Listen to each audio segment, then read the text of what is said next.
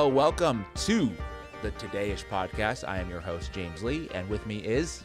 Hi, everybody. Dani Love here. We have a crazy show for you. This is actually an impromptu show because... Well, it's our regular day, but we were planning something different today. Yeah, well, we were going to air a pre-recorded, but look, the Epstein files are out. I don't think a lot of us thought that was going to happen, and there's so much to go through. So I'm going to let James thank our Patreon members, and then we're going to just dive into it. Yes, thank you to the wonderful Patreon members for supporting the show, for helping us build this wonderful studio that will just continue to, get better and better. And we're going through a lot today. We're trying to, so we have a game plan. Okay, we have some organization in the notes of the categories of Epstein files that we want to talk about, right? Whether it's about the elites, whether it's on the more conspiratorial side, but who knows what's going to happen, because I feel like we're going to be there's a lot of stuff. So we might get excited about one thing and go off the rails, but we'll do our best to keep it tight.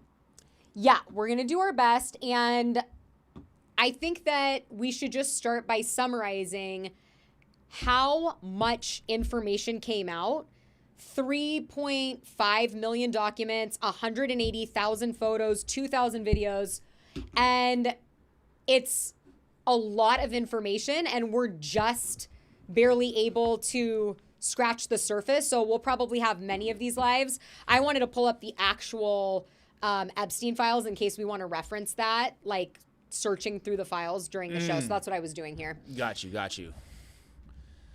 Do you probably have the URL memorized now? It's, people always say, add the link, but it's all you have to do is Google Epstein files, and it takes you here, and then literally you can search anything you want. Now, how good is, because there's the other one where it's all the Gmail people who have organized it perfectly into a Gmail looking thing, which is amazing. You can click and type in whoever. So this is what you're referring to. Yeah, this is what I'm talking about. Gmail.world, and these two guys created it back in November so that they could compile all of the information.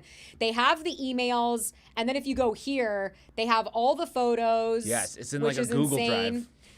They have actually a Gmail drive with all of the files here as well. The coolest part about this to me is actually the flights. Mm-hmm. I don't know if you've looked into this, but it's all of his flights, and you can actually filter it by the different guests. Mm-hmm. But the only thing with this is it's not 100% up to date.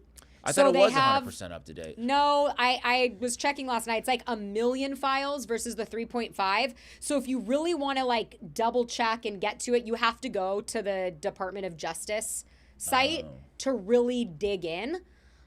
Because there might be stuff missing on the J-World. But for people that want to quickly peruse and get familiar with everything, I think the J-World site is amazing. Yeah, and another thing too, it's really helpful in terms of that Google Drive thing, because there are some fake photos that are circulating on the internet now of just things that are...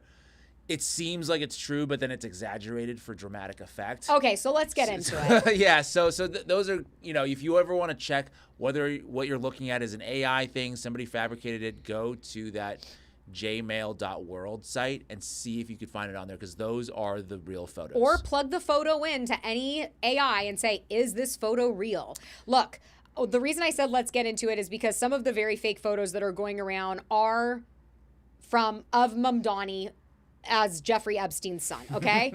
And I just want to first start off by saying at the very top, everybody is in these files, right? And it's all of them is really the summary for these files. People on the left and the right political parties, they want to point the finger at, one side or the other, but the reality is it's the Bushes, it's the Clintons, Trump's in it, Mamdani's mom is in it. That doesn't mean that every single person mentioned in these files has sex trafficked or committed some crime, but they are a part of this elite class. And so, I just want to make that clear, that it's all of them. Clear. And a lot of times, I think they aren't, even if they didn't sex traffic, I don't think they are necessarily innocent, quote unquote, because a lot of times these correspondences, these meetings took place after he has already been indicted in the state of Florida.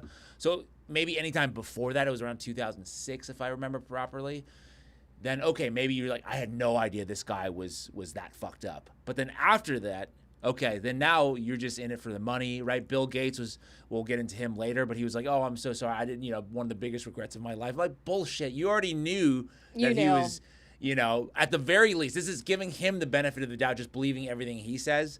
You already knew all this stuff. And we already knew. We already knew with Bill Gates. We already knew with Bill Clinton. The Zohran Mamdani connection with his mom, Mira Nair, there's no way anybody thought that. And I don't want to credit myself, but I was like one of the first people that caught that email and did the story. And all I said was like, and here's the email. This is one of many, by the way. I'll put her name into the Department of Justice files, but she comes up, she's invited to all these parties, but this is an email. Oh no, I don't even think I put the right one in. Oh yeah, the after party for the film, Mira Nair. Okay, so Ghislaine Maxwell hosted an after party for Mira Nair's movie Amelia. So it wasn't like she just like attended some party. By the way, she's attended many of these parties if you look through the email. Yeah. But the thing is, it was after 2008, months after Jeffrey Epstein literally pled guilty to procuring a minor for prostitution. So back before 2008, you can make the excuse, oh, he was just this Bear Stearns financial guy. Yeah. And so I'm not saying that she sex trafficked anybody, but to go to a party with somebody who was on house arrest, or to go to, I should say, Ghislaine's party, who's his business partner. Well, not just go to the party. We're talking about a party hosted by these people. It's like, yes, if you go to a party, you didn't know that person was there, whatever. But these are, Ghislaine is basically his number one, his number one confidant, his number two, his deputy, so to speak. 100%. She's the pimp, right? She procured these girls from around the world. She's evil. And a lot of that came out in the trial. So these people knew. And to me, the most interesting thing about this specific email, if you want to pull it up, that I didn't think about until after I did the story, why is the subject redacted? So that could be, if you think about why things would be redacted, it would be to protect the victim, they said, or which they haven't done a great job of, I have to say. If you look through some of the photos and things, there are some mishaps in the redactions there. The second reason would be for national security purposes. Yeah. Those are the legitimate reasons. Obviously, you see emails with the sender rejected of, I don't know if we have those later on, but with obviously crime being committed, I'm like, why are we protecting the identity of perpetrators of crimes? I don't get that, right? We should be looking into that guy, or whoever those people are, right? And I think those are the two obvious reasons they redact information, and I think the third is for their own self-interest, or whoever's a part of this club, people that they don't want out there, obviously, is like... That's true. So... That is true.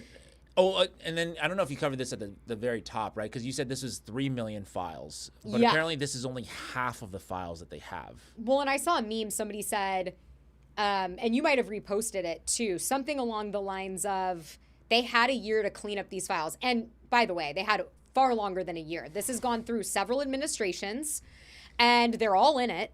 So to think that it was, just this administration cleaning them up is naive. And so what are they hiding? What are in the files we aren't getting? It's like, these are the files they wanted you to see. It's like, what else is in the other half, Because there are emails in here referencing like death and murder. A lot. And shit like that. That's crazy. And so presumably that's in there. Or other stuff that we'll get into. Other conspiracy theories. But okay, sorry. Back to the email. Yeah, look, there was a lot of these emails, and... Wait, what about, we want to wrap up the Mamdani thing, right? Sure. Yes. I don't know. So the Mamdani thing, so then there was a conspiracy that came out of that. So obviously she's tied into these elites, blah, blah, blah. And then there's this conspiracy theory that Mamdani is Jeffrey Epstein's son. That's right. Which is, to me, it's absurd because of just the timing of it and everything like that, and didn't work out. It doesn't work. Like, the timeline just doesn't work. You want to know why it doesn't... I said this to you yesterday offline, and, people will say, oh, my God, but It doesn't work because it is known before and especially with these files that Jeffrey Epstein was into a certain type of woman. He was a eugenics promoter. He wasn't sleeping with Mira Nair. I hate to break it to everybody. He was not. So no, I do not believe that Zohran Mamdani, just for that reason alone, is his child. People are doing facial recognitions. Look at the eyebrows. Look at the smile. It is crazy. They've gone off a deep end.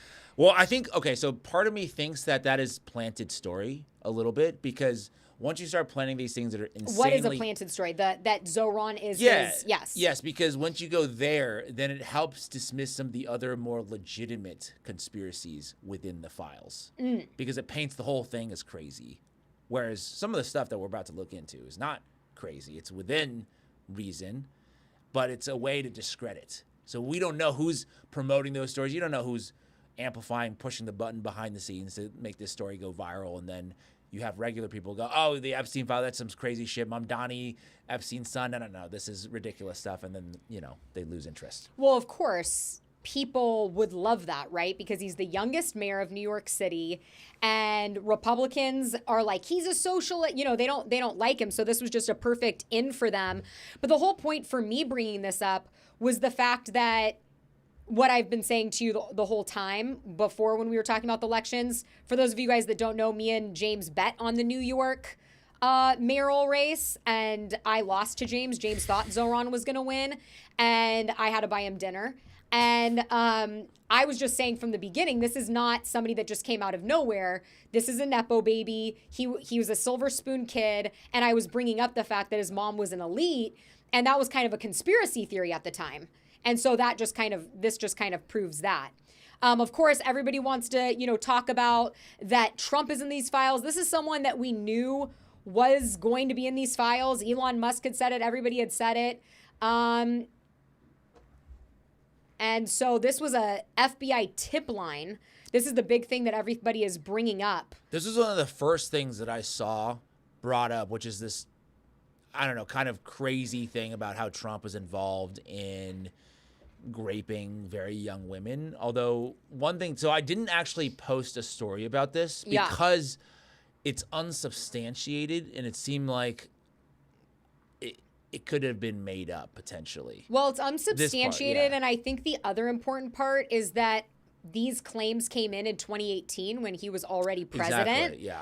And so it would be very easy at that point, knowing, okay, there was so much heat on Epstein and all, Trump partially got elected because he was calling out Epstein and the island and the Clintons. It'd be very easy to have people put in tips so that his name would be in the file in a negative way. We know they were rubbing shoulders. And by the way, I just want to say, I have no idea what he did. I'm not saying he did or didn't, but I agree. I also didn't do a story on it because you could see how somebody could plant stuff. Yeah. Based on the date. Although there are photos of Trump, and I don't know if it's illegal or not to take a photo with a young woman, or not, it's not illegal, but it certainly gives credence to the idea of maybe he did do some of these things. Well, and if I were to go on the other side and say he did, and none of these claims were substantiated, when you go down and you look at the other part of this list, when they follow up with these claims, it says couldn't make contact with the complainant or complaintiff.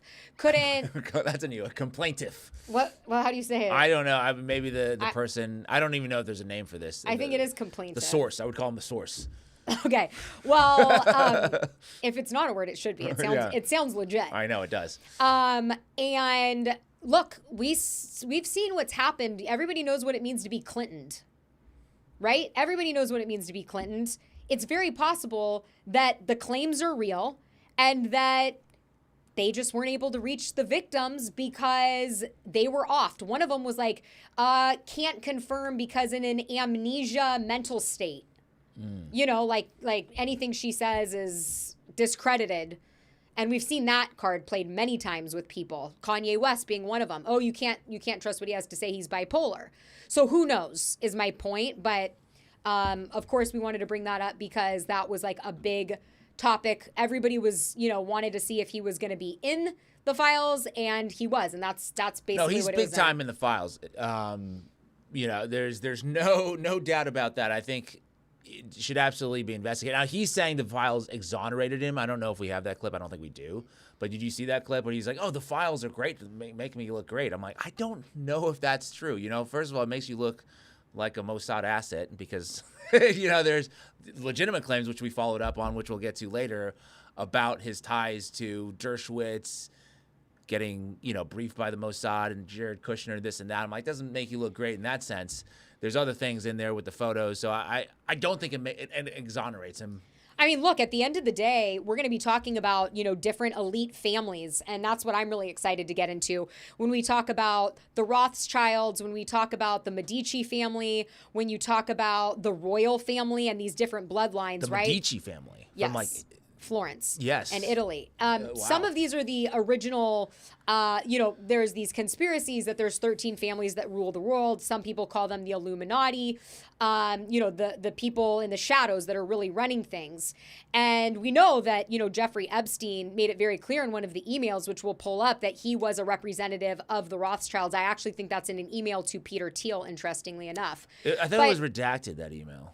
Do you know for sure it was Peter Thiel in that email? I'm pretty sure. We'll pull it up. I am representing the Rothschilds. I know what email you're talking about. Yeah, I'm pretty sure it's to Peter Thiel. But wow. The Trumps are they're not one of the 13 families, but they are an elite family that have been around for a long time. For example, I was listening to a Tucker Carlson interview recently, and it had nothing to do with the Epstein files. It had to do with history. This archaeologist, they were talking a lot about the pyramids in Egypt, and they were talking about free energy and Nikola Tesla and how he got screwed because he basically found a way to create free energy, right? And then he had this horrible death and died poor and all of these things because they defunded him, and he died in this hotel. And the person that took ownership of these files was Trump's uncle, who worked for the Department of Justice, I believe. Might have been the FBI, one of these agencies. And Trump references him all the time. I think he's an MIT professor as well. And so anyways, the Trump family's been connected and circulating in these elite circles before Donald Trump, the apprentice, right? And so I think that's just important to point out as well. Another person we didn't know was going to be in the files is the spiritual guru of the world, Deepak Chopra. Which is just yeah, crazy. I mean, him, Noam Chomsky's in it. I don't know if you're familiar with his please. work, but I mean, Noam Chomsky is one of the elite philosophers of our time, and he's generally right on almost every single issue. He's talked a lot about the Palestinians. He's talked about all kinds of different things, war, anti-imperialism, anything you can think of. And he's in the files not only from the academic perspective, right? Because we know that Epstein was tied in the academic world. We covered this in the past. But there's one particular email where he talked about helping resuscitate his image. He's like, oh, these are the things that you should focus on to try to repair your image. And I'm like, that's not good. No. And it's just interesting that these people that we are, pushed to believe are these spiritual gurus. Yeah. There's no way Deepak Chopra talking about, quote, cute girls are real, and also asking. Why would you send that in an email, And look, and that's a text. And Epstein's. Oh my God, it's so bad. Sorry. And Epstein's responding, I liked watching you zero in on your prey, made me smile. Oh my God. And by the way, I could see Epstein writing that for sure. But not Deepak Chopra. And he's responding to these emails, right? Right. He's not responding like, what? Yeah. Right. Excuse me? Yeah. That's the weird thing. And look, I just want to say, the San Diego media has been crickets about recently released. What is Deepak Chopra tied to San Diego in some way?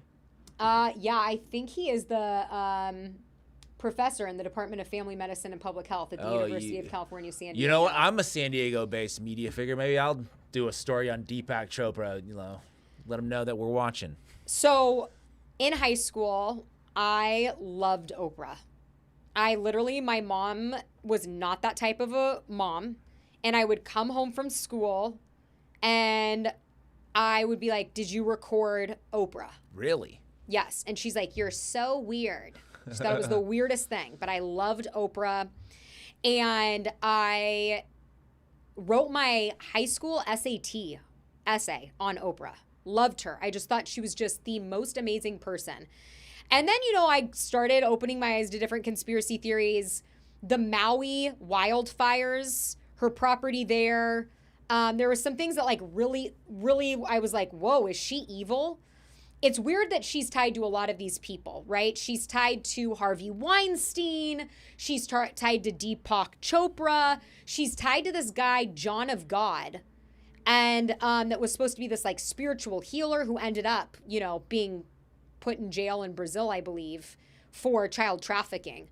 And so she's one of these figures that I hated to come to terms with it, could be at the center of a lot of this stuff, or she definitely knows what's going on. This is a big lesson in that you should not do any kind of celebrity worshiping, these kinds of things, because ultimately they're not really real people. They're not the same as you, they're not people to look up to at the end of the day. Most of these people, right? As you could see in the files, even somebody like Deepak Chopra. I think the only person that has been coming out of the files looking real good is this guy, professor named Norm Finkelstein, who has talked a lot about, Candace actually recently interviewed him for her show.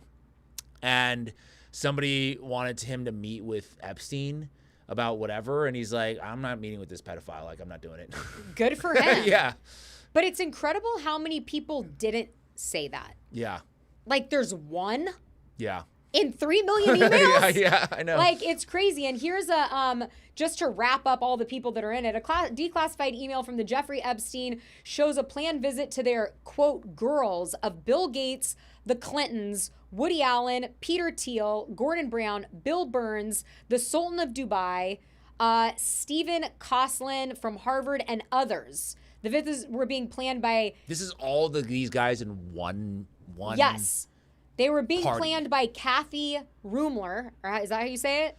The former White House counsel to President Barack Obama. She repeatedly refers to Obama, the boss, in the email, which shows he was overseeing these sexual blackmailing operations. More to come.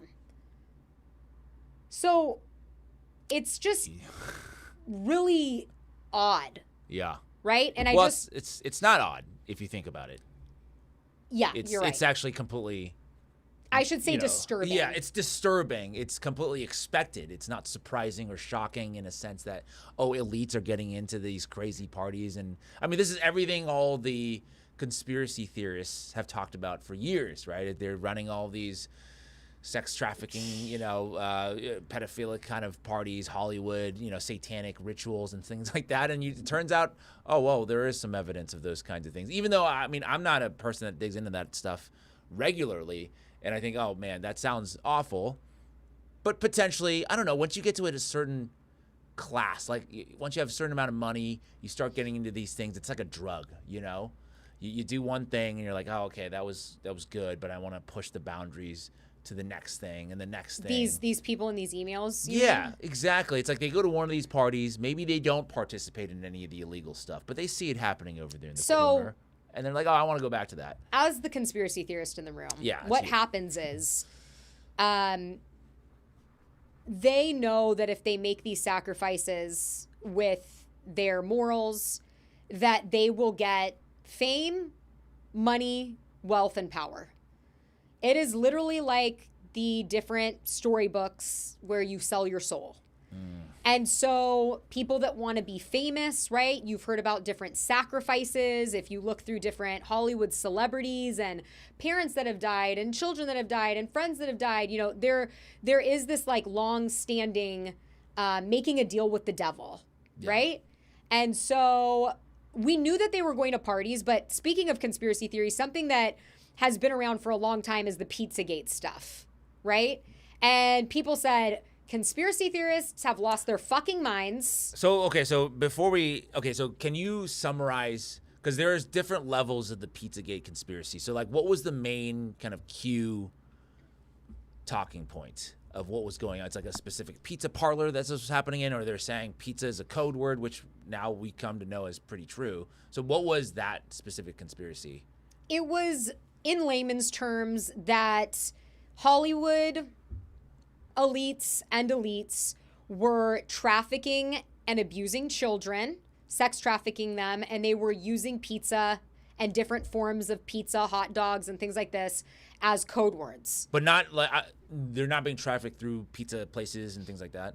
That had become, something that people wasn't there a specific place in D.C. there, like Hillary Clinton was tied to this pizza place and she frequented it or something? So then people started making these claims, right? And like there was a guy that went in with guns in like 2020, I think, because he believed children were being trafficked through underground tunnels, which we'll get to tunnels in a second because we've also found out that that's true in these files, that there are tunnels. But people, of course, go crazy down these rabbit holes and they start to see things and make connections that maybe aren't always there. And actually, maybe they are, right? Well, maybe that's, once again, disinformation campaign to take it over the top, to make it seem crazy, to dismiss the rest of the stuff that's true. But even back in 2020, 2018, the people that were looking into this stuff like myself, you could go to the FBI page and you could look at code words and terminology used by pedophiles to identify sexual preferences. This has been around for a long time. This did not get leaked with the Epstein files, but people didn't do their research. They didn't do their due diligence. They didn't look at it. And so as you can see here, like pizza's girl, cheese is little girl, hot dog, boy. And so ice cream, male prostitute, walnut, person of color, map, semen, sauce, orgy. So there's a lot of this stuff. And then, when you connect it with a lot of the tweets that the Hollywood people are making, it just, you go down rabbit holes that are just insane. Yeah. Well, now we know. I've seen a ton of those emails, like compilations of people just grabbing screenshots of people talking about, I really enjoyed that cheese pizza last night and things like, it's like, is that something you would email? I don't know. Right. So, like, I actually had screenshotted a lot of this stuff back in 2020 or before. Because I was like onto this stuff. And when the Epstein files came out, I went back to look for some of like the Etsy ads and stuff that I found and I couldn't, but thank God for Amazon photo storage because it was saved. And so this was saved in, I think, 2020. This was an Etsy ad and rare find already in 20 carts, $50,000 for a young pizza assorted. And as you can see, it's multiple little girls. With devil horns on, it appears, holding pizza. And this was like live by the time when I found it. Like I went on Etsy and I screenshotted this. Luckily, I also screenshotted the description. Wow. Awesome girl pizza is ready to ship, arrives in container. Pick up from depot. Ordinary looking package. All shipments are not identical. You will receive your young pizza assorted in a container around 20 by 8. Southern Imports is always ready to ship. Recently packaged and very quick shipping to ensure quality. Message with your referral and favorite colors before purchase. Can schedule a down payment and meeting with insurance. And this is you actually, because I hadn't seen this Etsy one because I've been doing the coverage on Wayfair. You cannot find it. It's from my personal drive, my cloud. Yes. I have, luckily, a lot of stuff that's now been scrubbed from the internet. But I'm not organized, so I have to go through it, just like the Epstein files, one by one. Wow, this is have you posted this? Not fully yet. Oh, we're getting some breaking coverage. Breaking info, yes. Wow. So so this is obviously, if you go back to the first image, right? This is like that's the description for this ad. $50,000. So then did we find out who this Southern Underground person was? Like, does this account exist? Like, has any Etsy I haven't researched it since. Right, because this would be like, hey, can you reach out? Like, we should reach out to Etsy and say, this is a username. Somebody posted this listing on your website. What is it? Like, who signed up for it? So the thing is that I was doing this back in like 2018, 2019, 2020, and they're not stupid, right? And so sometimes they would, be the same sellers, but usually there would be different names, right? It's not like they would be like 5 stars from 450 reviews, like great seller. You know what I mean? They're not like fucking stupid. It's a laundering front. Yeah. So they would open these accounts. You would have maybe a few transactions and then a new one would pop up. So they're constantly changing it over. It's like a burner. Exactly. And they would probably sign up with some encrypted email, you know, as their whatever email that you have to sign up with, things like that. But this also happened because I did a story that went decently viral with the Wayfair situation. They were doing the same things on there, selling cabinets for tens of thousands of dollars or pillows that cost $10,000. I think that was a pillow posted by Ellen Ellen who? DeGeneres. No, I didn't. Really? Yeah, you should look that up. That's like Ellen's $10,000 pillow. No. Yes. Not okay, because I actually didn't. That was not on your radar. That was not on my radar. I gotta say, I'm a noob when it comes to this kind of stuff. So I'm like, oh, okay, this doesn't. I look feel like great. even back in the day, I told you about the Wayfair thing, like maybe 8 months ago, and you were like, no.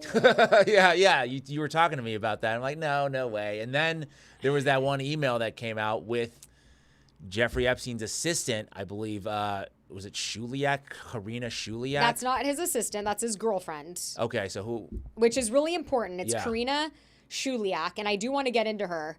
But on the Wayfair stuff, let's just go over that. So there was a conspiracy theory that was going on that missing girls were being put up for sale on Wayfair. And again, I had screenshots and had saved some stuff. And by the way, nightmare. I need to be more organized. Like, I need an assistant to go through and like file this stuff. But let's just go through some of them. Missing from Columbus, Ohio, 17 years old, Samaya. This is in 2019. And then what would happen is a few days later, you would have a... Let's get rid of this so you guys can see. Accepted cookies? No. Okay. When I'm not supposed to, I always accept cookies. What? I don't even know what it means. No, like, don't accept can cookies. Can I get some milk with that? Never accept the cookies. Okay, that's another code word. All right, now you're no kidding. Exactly. But then you would have on Wayfair, specifically from this seller, which by the way is still on Wayfair selling these cabinets, WFX Utility, and then you would have this like really out of the ordinary posting in terms of like the cost, right? And back in the day, and I tried to use the Wayfair or Wayback machine to find this stuff, and it would be like, oops, like you can't use it, so they've scrubbed it. But I wish I would have, of course, screenshotted more, but you used to be able to filter by price, and you could go high to low. Yeah. And it would always be storage units, sometimes like in that 50,000 range, like that assorted pizza ad. Right. And the Wayfair person, because I was digging into this story, the spokesperson for Wayfair said that these cabinets are industrial grade or something. That's why it costs so much. And they use girls' names as the names of these products because of some algorithm thing or whatever. But I'm not sure if I trust those... Well, let's see what they're selling these cabinets for now. But first, let's do a couple other examples. Oops.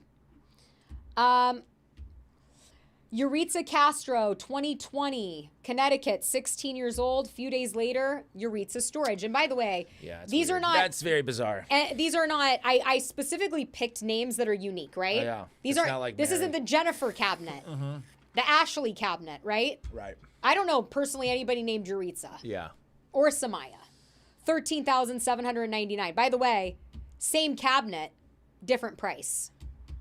Okay, continuing on. Annabelle, not spelled like regular Annabelle, by the way. Yeah. Okay, look at the spelling. Missing 2020, 14 years old. Same spelling. Same but seller. The price is on discount. Why is they discounting this? Well, you know, I don't know. Maybe it's based on what they're looking for. Kyla Coleman, January 25th, 2020, Cleveland, 16 years old. Kyla 5 shelf, storage cabinet, $12,000. Okay, this is now on Wayfair.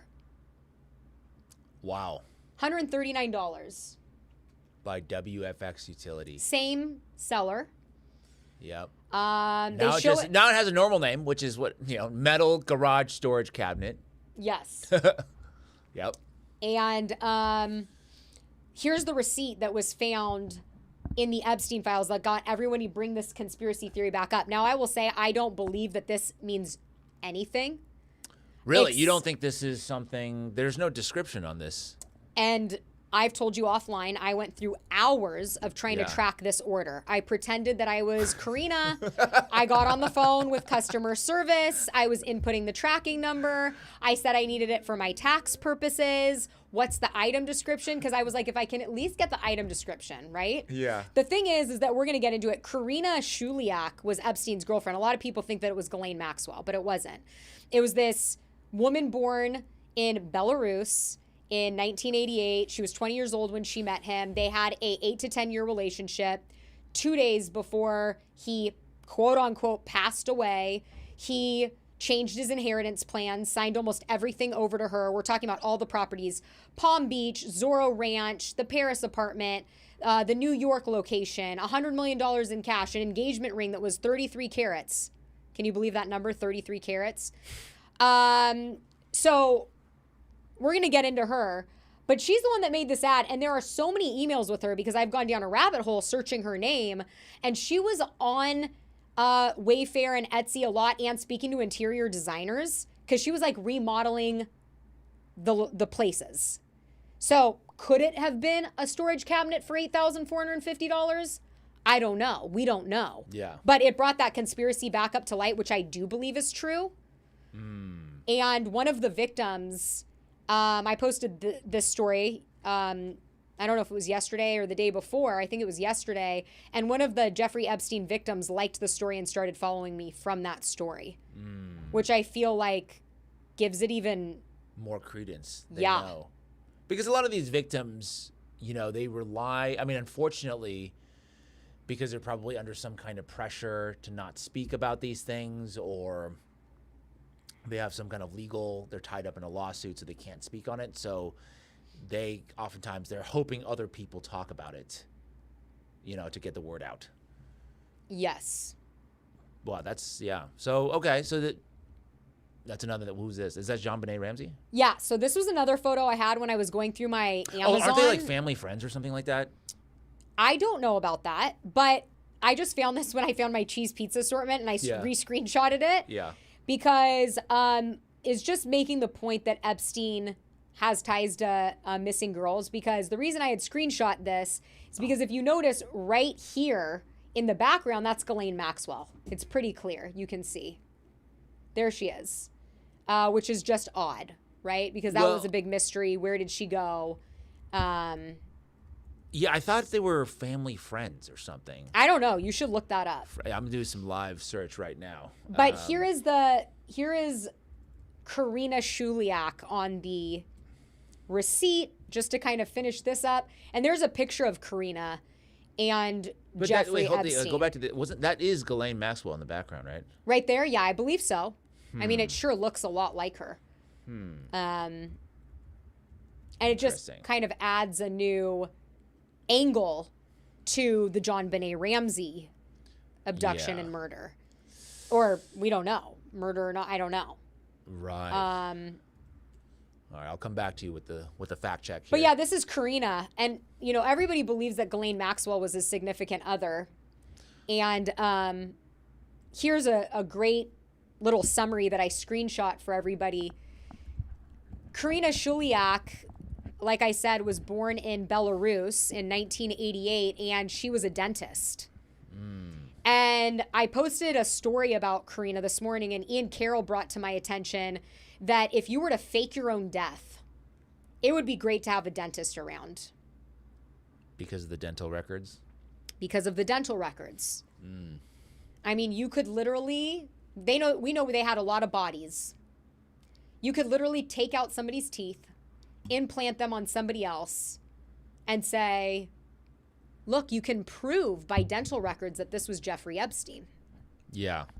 You could also completely change the way somebody looks with different jaw and dental surgery. Right. There. I don't know if you saw, there are photos of his, like more photos been released of like the day he died. Yeah, I want to get into that. But I just want to point out also that, remember in the first release in November, they came out with all these weird dental rooms? Yeah. It makes you wonder if it was for her to practice, because remember, she was 20, she was young. Now, I'm not saying that there wasn't other sedation and weird things going on, but his girlfriend was a dentist, 8 to 10 years. Now, back to this. 2 days before his death, she was named the primary beneficiary. This is what I was talking about. Of all the properties, $100 million. Why is nobody talking about her? She obviously knows what's going on. There are thousands of emails between the two of them. Where is she right now? They don't know. People say Manhattan. What? No. Manhattan has so many cameras and things like that. I have to X out of this and go somewhere else, so you can talk. But okay, yeah. Manhattan has so many cameras and surveillance things. I'm sure somebody would have been tracking her, or would have been able to track her whereabouts. I doubt if she's still alive and kicking, I would assume that she's not in this country. So this was a photo from 2023 of her in New York. But she's basically off the radar. But we know she's alive and well. Because why wouldn't she be in the same level of... why wouldn't she have the same level of scrutiny as, like, Ghislaine Maxwell or somebody like that, who was obviously very involved in the operations? I would suspect that she was also involved in the operations as well. Or is she saying that, no, I'm just his girlfriend. I had no idea of all this. Of course she knew. Of course she knew. But look, the people in the shadows are actually the real players, right? The Rothschilds were mentioned, right? Yeah. He's the representative for the Rothschilds. They're not really in these emails. The people in the emails are the little people. And Karyna's in these emails, but you're right. Nobody paid attention to her. What's all the media focus been on? Everybody thinks that Ghislaine Maxwell is Jeffrey Epstein's girlfriend. Why is that? I think that's purposely done. Well, I don't know if people thought that she was his girlfriend. I think we know that they've obviously had some, sexual relations of some sort, but I know her to be more so like his deputy in charge of the operations, not necessarily his lover. Right? Yeah. And back to the picture that you showed with Jean Benet, the fact checkers are saying that that woman in the background with short, dark hair is not Maxwell. Of course. The identity is unknown, but the resemblance is simply of a Uncanny. superficial. That's right. This is according to, I believe, Rolling Stone magazine. Oh my God. CIA. We have to trust Rolling Stone, and then the other is Snopes, which is another. So wow, I mean that's the thing. Hey, here. I'm just doing my part here. This is what the internet's saying. It definitely looked a lot like her. Just saying. Zy Vaughn said Rothschild Island is in Antarctica. I need to research that because I know a lot of weird stuff with Antarctica. Yeah. But anyway, so let's. I want to stay on Karyna for 1 second. Okay. She also, remember that infamous call that Epstein took? The guards let him take a call in jail in the bathroom. They gave him a cell phone right before he died. Yeah. And it was not monitored or anything. He said, "Let me call my mom." Remember? Or maybe you don't. You're looking at me like you don't remember this. I don't remember this. I'm like, so the guards say, they heard a male voice get on the phone at first, and then a female got on the phone, and so everybody was like, well, who was that last call made to? Of course, no camera footage of this, and also, why were the guards allowing this, right? Why are the guards allowing their inmate that's supposed to be the most protected? Oh, I thought you get one phone call. Didn't you get a phone call? No, this wasn't on. This wasn't like with the collect call. This was a cell phone. Oh, cell phone. Given to him by himself in the bathroom. The guards were like protecting him making this call. And anyways, it's come out that it most likely was to Karyna, which I show here. But it all makes you wonder if he is still alive. That's the big question. Now, you were talking about those photos that have come out. You want me to show this one? Yes, I think that's the one that. Yeah, so this is the photo, I guess, that's in these files that showing that he's sort of dead. I mean, so what people are saying is that these photos are fabricated, or that's not really him, or what's the situation with this in terms of the conspiracy theories around that he's not dead? I was chatting with the chat. Yeah, no, my question is, okay, so there's a number of photos. This is just one of them, but there are a number of photos in this particular Epstein Files drop that has, like, I'm not going to show I didn't put in the gory ones because I didn't want us to get, like, demonetized. But there's, like, the lacerations on the neck and this and that. Yeah, look. How does that fit into the he's still alive? Was they, like, a body double went in there, or what was going on there? I mean, there are so many different ways that you could look at what really was this body, right? Yeah. His brother, Mark Epstein, famously was not allowed to see the body. Never Well, his was brother given said- access. The family was never given access to the body. He said that on Tucker Carlson. Well, wasn't there like an independent autopsy or some sort that was done, right? Because his brother talked about how the injuries show that it was not a suicide. It was more likely Somebody broke to his be neck. Exactly, more likely to be a homicide in terms of the type of injury. But he's going off of the autopsy report. He never saw his brother. Okay. So that's an important thing because, right? It's Sure. like Erica Kirk and Charlie Kirk. Did you ever see him? I don't even want to go there, but I'm just saying. You would know, right? They bring you Yeah. in to confirm. I've watched enough Law and Order. They bring you in and they To confirm say, the body, yes. is this the person? It didn't happen with Jeffrey Epstein. Okay? And I want to show the other picture that you plugged in, the side-by-side comparison of the nose. Yeah, this is the other one I saw. This is more so I think the conspiracy theories, right? They're saying that somehow the nose and the ears do not match. Is that what we're sort of insinuating here, right? It's like Biden's chin and Biden's ears. We knew for a long time there was a mask slipping off. Right. Right. So the alive photo is on the left and it's turned to the side because I think that's of him somewhere at a party or something like that. And then we have the dead one. Now I'm looking at it and it, does something happen? I don't know anything about these things, but does something happen? Maybe when you're dead, the nose droops down because your circulation's, not your blood's not circulating, so then your nose just So sort of then collapses you get in. a hook nose. The nose didn't collapse. If Right. anything, it protruded. Right, so that's what I'm saying. It's like it went from being pretty, like a triangle, right, to now curving on the top. The answer is no. The answer is no. Your facial features are not all of a sudden expanding and growing and shrinking and changing shape when you die. Otherwise, what would be the point of bringing somebody in to confirm at the autopsy? Yeah. Well, I mean, he's got a hook nose now. It doesn't, I don't know if that's the guy. I'm saying in general, I don't know. I mean, this is the stuff that's like Hard for you to believe. above my sort of pay grade here of like, okay, because I'm generally of the mind that I think he may have not committed suicide. I think maybe something happened to him with the guards. There was some weird stuff going on there with the movement and why the cameras didn't work anymore for some reason.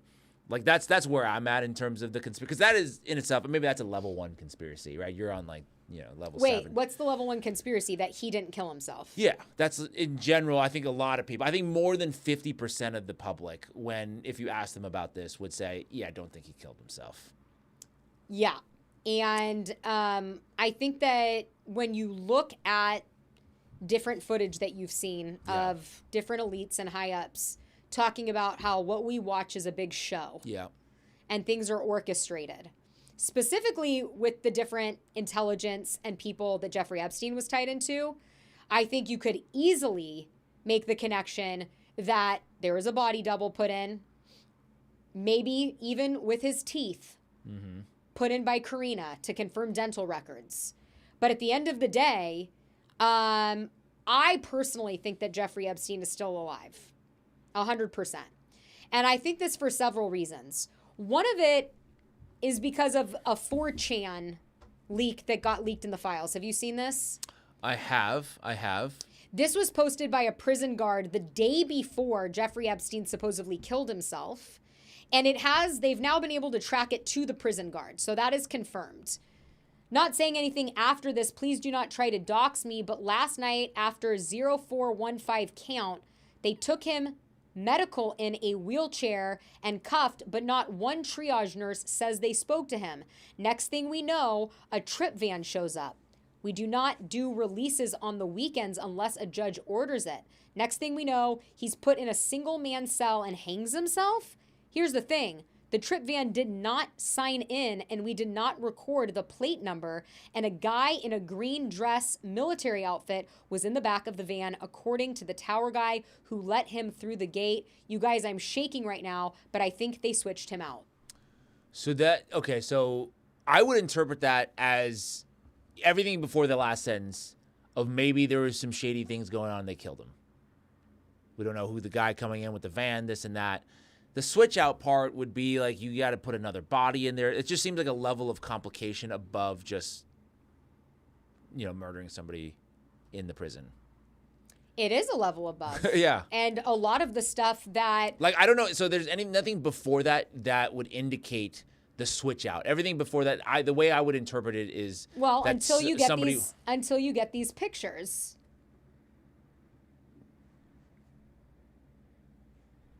Right. That we just showed that one, and then the other one... So it's not just somebody saying it. You're also looking at somebody who clearly has a different face. By the way, I know that they're pointing out the nose here and the ears, but look at the cheeks. Look at the cheekbones. Look at the eyes. Look at the eyebrows. Look at the distance from the eyes to the eyebrows. So then they found a guy who looked like Epstein. I mean, you meet people all the time, right? And you're like, oh, this is someone's doppelganger. Yeah, absolutely. And if you're doing this on a professional level. Right. And let's not forget that Jeffrey Epstein was an integral part of the global financial system. Everybody's focused on the sex trafficking.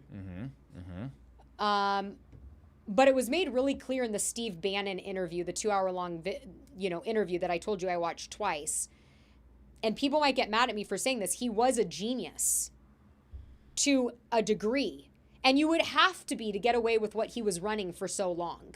Well, I think the sex trafficking was more so just his proclivities that they leverage. I mean, here's what I'm saying is that they found this guy who had the financial mastermind know-it-all to do all those things, but they needed somebody they can control as well. And, oh, look, here's a perfect guy because now they pretty much have him by the balls, if I can use that terminology, right?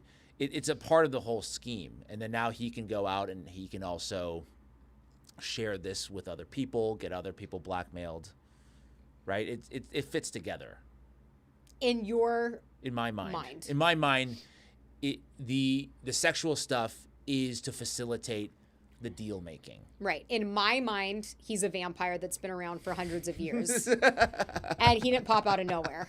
Yeah, okay. Okay, so we'll get into that in a second. And you guys are laughing now. You laughed at me in 2023. But look, the Wayfair stuff is coming through. We haven't even gotten into the Adrenochrome. But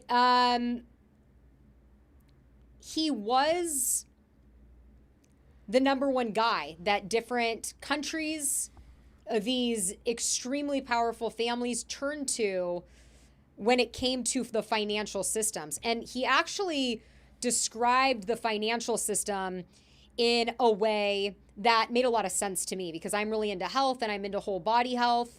And he described that, when it comes to our health, right, there's not a lot of doctors that really understand the full body system, right?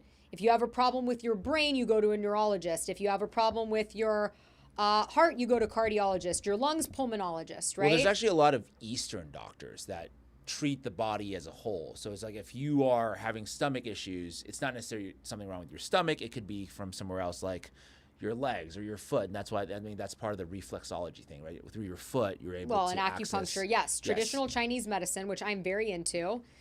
And balancing your chi and your energy and, having a full body system. But in the Western world, there's very few doctors, right?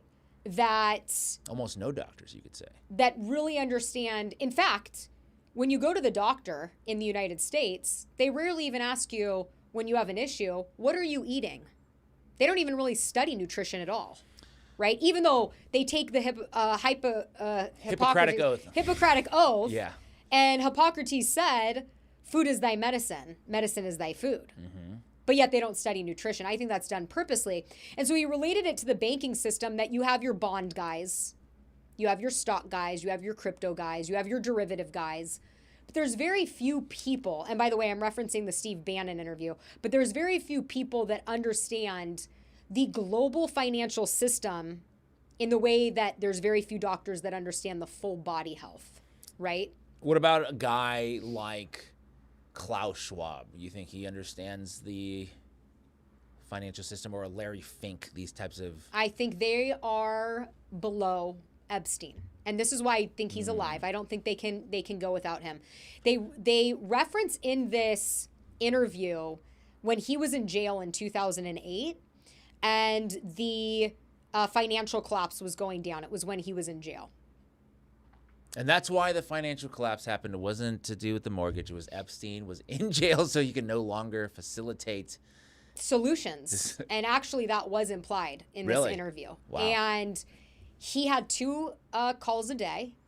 And he, from the jail cell, actually saved Bear Stearns with one of his calls. No, Bear collapsed. Not at that time. What do you mean? Bear totally collapsed. Bear Stearns collapsed. Didn't it collapse? It collapsed, right? I'm not... Yeah, March of 2008. Collapsed. But that was before he was in jail. The full collapse was happening, look, I believe in, like, with Fannie Mae was in August or whenever, July or August, when Epstein was imprisoned. Fannie Mae was placed into government conservatorship in September. That's when Jeffrey Epstein was in there, and Bear Stearns was still around. No, Bear Stearns collapsed in It March. might have. No, they had brought it back. Go ask. Was Bear Stearns around in September? Yes. Okay. When did Bear Stearns fail? Let's take a look. Well, no. What do you mean? You would have to look for dissolution, because collapse is very different, right? Dissolution. All right, I'm searching what you want me to search. I'm pretty sure it had collapsed already. It did not come back. It did not get resuscitated. Yeah, March of 2008. Never came back. It never came back. Never came back. I have to check on that. But anyways, he made these calls to JP Morgan and the guy that ran Bear Stearns, and he was literally calling shots from there. And Steve Bannon asks him, is there anybody in the world better than you at understanding the global financial system in totality? And he's kind of being modest, but eventually Steve gets him to answer the question, and he said no. Well, I mean, he's a bit of a narcissist, so I would expect him to say no. Yes. He knows everything. But nobody's better than him. He wasn't, though. You haven't watched this interview yet. I have but not. He was not. And whether or not he said it or not, the way that all of the highest powers of the world in terms of financials, and you can see this supported with these emails, he was the consultant for all money managing the globe. He was the number one guy people would call. And I think he was too valuable with his knowledge to let die, just based on that alone. Not even the blackmail ring, not anything else. I don't know if maybe I'm on a different track. You know, I'm on the Israel track. I'm like, this guy is a Mossad asset. He's doing all this stuff to blackmail people, important, powerful figures. You know, there's all kinds of, I don't know if we want to get to that part of the show yet, but that's kind of where I'm at with this whole. If I were to go with the conspiracy, I would still say that Jeffrey Epstein was more closer to doing intelligence operations versus like being this guy that was running the entire world's economy at his fingertips. That to me doesn't make any sense. Okay, so back to the Bear Stearns thing. Yeah. It collapsed during the 2008 crisis.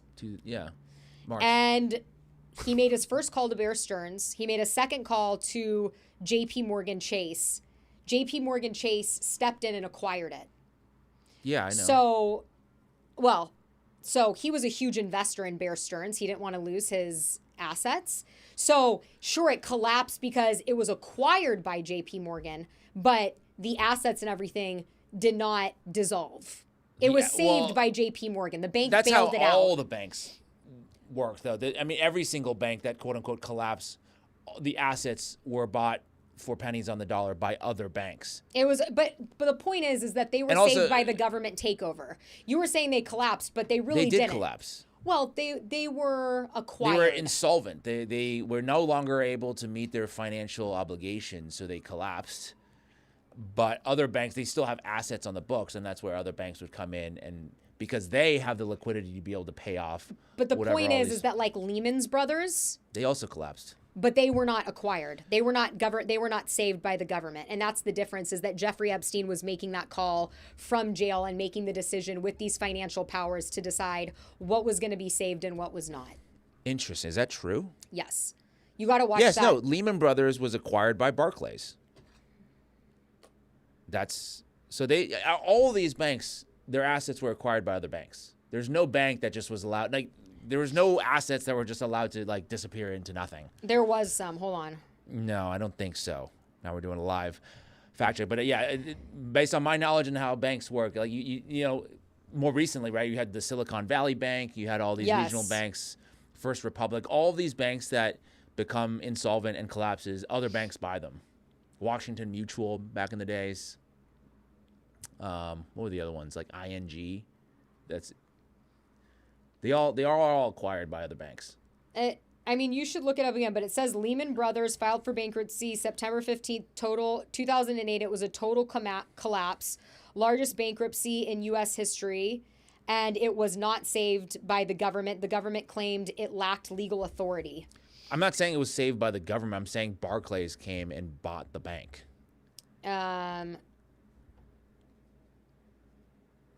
See right here.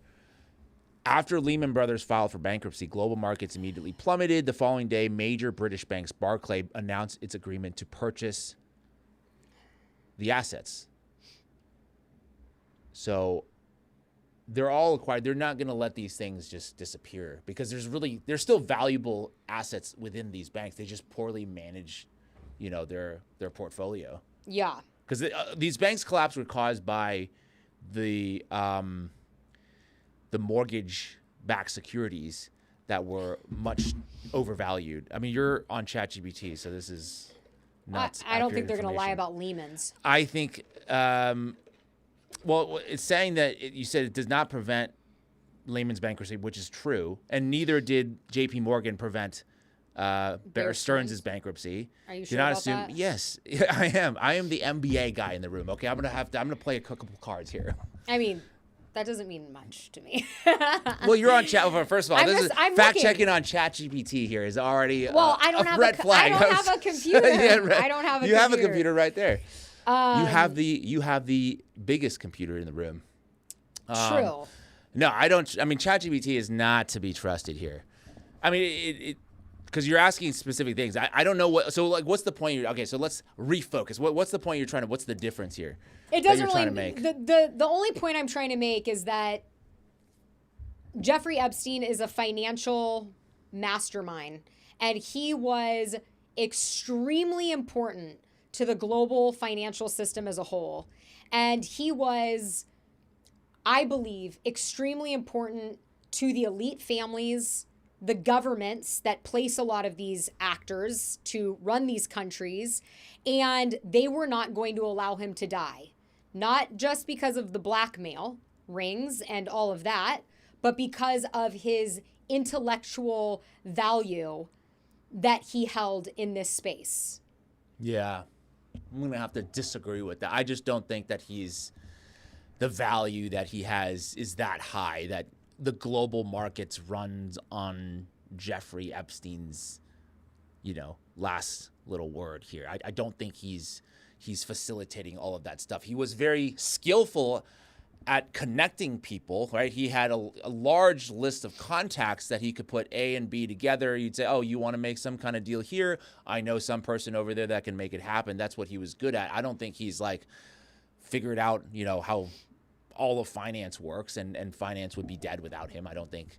Because what you're saying right now is literally we have the stock market or all these things are going on still because Epstein is alive and he's in some back control room doing this. I don't know about that. No, but I think that he is somebody that the elites found extremely valuable. He wrote in the Sure, email, I'm saying he was not valuable. I'm just saying that he's not so valuable that the world global markets couldn't survive without him.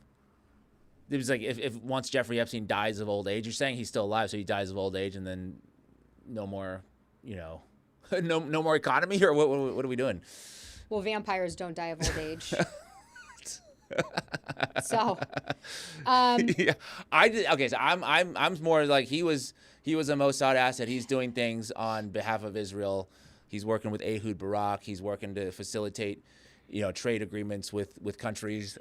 He's the Putin thing. He's working on behalf of Israel to get closer to Putin. I'm more of that, that track versus the global financial mastermind track. I think that interview is like, I haven't seen it. Okay, I'm gonna admit that I haven't seen it, but I would guess some of those answers is because he's so confident, right? In order to even do the things that he did, the horrible stuff, you had to just be so brazenly confident in yourself that you were never gonna get caught. You had nobody's gonna hold you accountable. He's gonna be able to outsmart everybody else. So I would expect him to give an answer as such as, what he said, which is what he's like. Yeah, you have to watch it because he's not like saying it. He's not saying it like he's almost forced by Steve Bannon to say like, yeah, he's one of the top guys in the room, but he is one of the top guys in the room because the Rothschilds hired him for that ability. The Rothschilds hired, well, yeah, but it's not like, yeah, he was good, but he's not so good that he's the only person that could do it. I never said he was. I just think that he is. Well, you said he's so important that they have to keep him alive. I'm like, I don't think they have to keep him alive. They can kill him. I think with all the stuff that he knows, I think they're just like, somebody made a call. It's like, let's just get rid of this guy because he might spill the beans and all of us are fucked. That's where I'm at. Yeah. I think I have a different point of view that I think you're underestimating his worth to them. And I think that when just like there's not a lot of doctors that look at the whole picture, they're looking at the heart or the lungs. Yeah. I'm looking at the whole picture, and I think they would keep him alive because he ran and operated this blackmail operation. He had all of the connections, but also he had this other side that a lot of people are not focused on. And it's the financial side, and I do think that it's very important part of the story, and I'm curious to see what Ian Carroll does on it, because he was bringing this up on one of his videos that he actually believes the biggest story and what he's going to be digging into is Jeffrey Epstein's all of the financial stuff, because he was a mastermind at this, and there's a bigger story there. And maybe it has to do with what we already know, that, he was part of, running, criminal activities from country to country. Maybe he was that point person. And maybe that's why, he's so important. Like you were saying, the connections, because we know he wasn't just trafficking guns, but, kids, but guns and weapons and all sorts of stuff from country to country. Yeah, Ian Carroll is going to be on Tucker Carlson tomorrow, and he will be doing a deep dive into all of the Epstein files. So we'll see what he says there. I think, for me, it's just like the evidence is more so in, I believe, more of a blackmail operation, intelligence tied in with finance versus him being the sole runner of that. Anyways, we can move on to the next thing here. Let's move on. Well, do you want to move on to the way you think that he's involved with the stuff that you were mentioning? And then... Well, so I just thought it was very interesting. In the past few days, since the files have come out, there's been a lot of people in the media. You can click on the New York Post one, which is element D4, D3, D. Oh, here we go. Nope, that's E. Oh, here? D. This is D? Yeah. 4. D4. D3, sorry, D3, element D3. I'm like, I'm on it. So, continue on New York. There's a California Post now? My goodness. Anyways, so since the files have come out, the New York Post, along with a few other media outlets, have now been running with this new theory that they're calling, who Jeffrey Epstein was really looking forward to. If you scroll down here, they'll say that there's thousands of emails tying Jeffrey Epstein to Vladimir Putin. There's emails showing unnamed sources discussing meetings with Epstein, between Epstein and the Russian president in an effort to run the, quote, the world's largest honey trap to ensnare the rich and the powerful. Okay, that to me is accurate if you say it was Israel. I don't think Jeffrey Epstein was running some kind of intelligence operation with the Russians. Okay. I mean, that's okay. That's my thing, and you can see here. I mean, I don't think he was either running it with the Russians. So then there's evidence. So they cite a piece of evidence. You go back to, if you go back to the list, if you go to element E3 now. Okay. Sky News, and I'll be doing a further breakdown later today on this. But if you play this clip, decided that at some why is this, that's so the yes, key, I've heard this. That's so the key would be I would think about not decided. That's so the key would be I would think about not decided that at some point you can say, look, I would send a note to Putin saying I'm going to leave government in March 14th. I'm going to be in Scandinavia, or I plan to be in Northern Europe. We should have dinner. That's it. No more. It has to be very short. The key would be they are citing this as like, oh, look, Epstein is connecting people with Vladimir Putin, and then it comes out, it's like, oh, the dude in this video that he's advising is literally the Israeli Prime Minister Ehud Barak. He's trying to connect Barak with Vladimir Putin. So it's like, sure, you could say that there's some Russian connection here, but the connection is because he was trying to help the Israeli dude. Yeah, and I mean, we knew that Epstein was tied to Israel just through Ghislaine Maxwell. Let's not forget her father, Robert Maxwell, and his ties. Right. Do you want to summarize that? Well, he was a business person, but the tie there is through MI6, saying that he's technically part of British intelligence, but with like some fealty to Israel. Then he received some kind of, I don't know what they call it over there, but it's similar to like an Israeli military burial. Ceremony when he died. So it's like, okay. He was also killed on his yacht in very strange circumstances, and very, very tied into the government. And so, anyways, continue on with your. So that's stuff. so then there's the next piece of evidence, which is that there's a source here. What is this? What's happening here? The next one with Jeffrey Epstein. Here we go. Okay, I guess that's not going to come up for us. No worries. Well, I can just summarize it. Basically, okay. It's that one thing that ties together like Donald Trump with Jeffrey Epstein, where there's a source that says... That's why it's not coming up. That's why it's not coming up. There's a source that's saying that Donald Trump is being compromised by Mossad through Alan Dershowitz, who's like having meetings with the Mossad, and then Jared Kushner is similarly. And the source is like I can't remember his name. I'll get into it later today, but there's like some right-wing guy. And so like the source is actually known in this situation. It's not one of those FBI unnamed sources. This one was leaked by this other journalist. And so I think to me, back to the New York Post, I think they're trying to run, I think there's some kind of spy element, intelligence operation here, and that's why they're doing some kind of cover-up right now to say, no, it was actually Russia that was doing the honeypotting.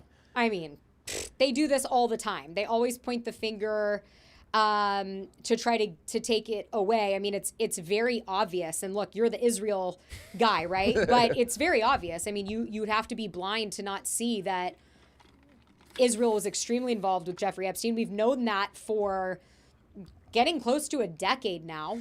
And as well as CIA, as well as MI6. All of these names are very prevalent with Jeffrey Epstein. And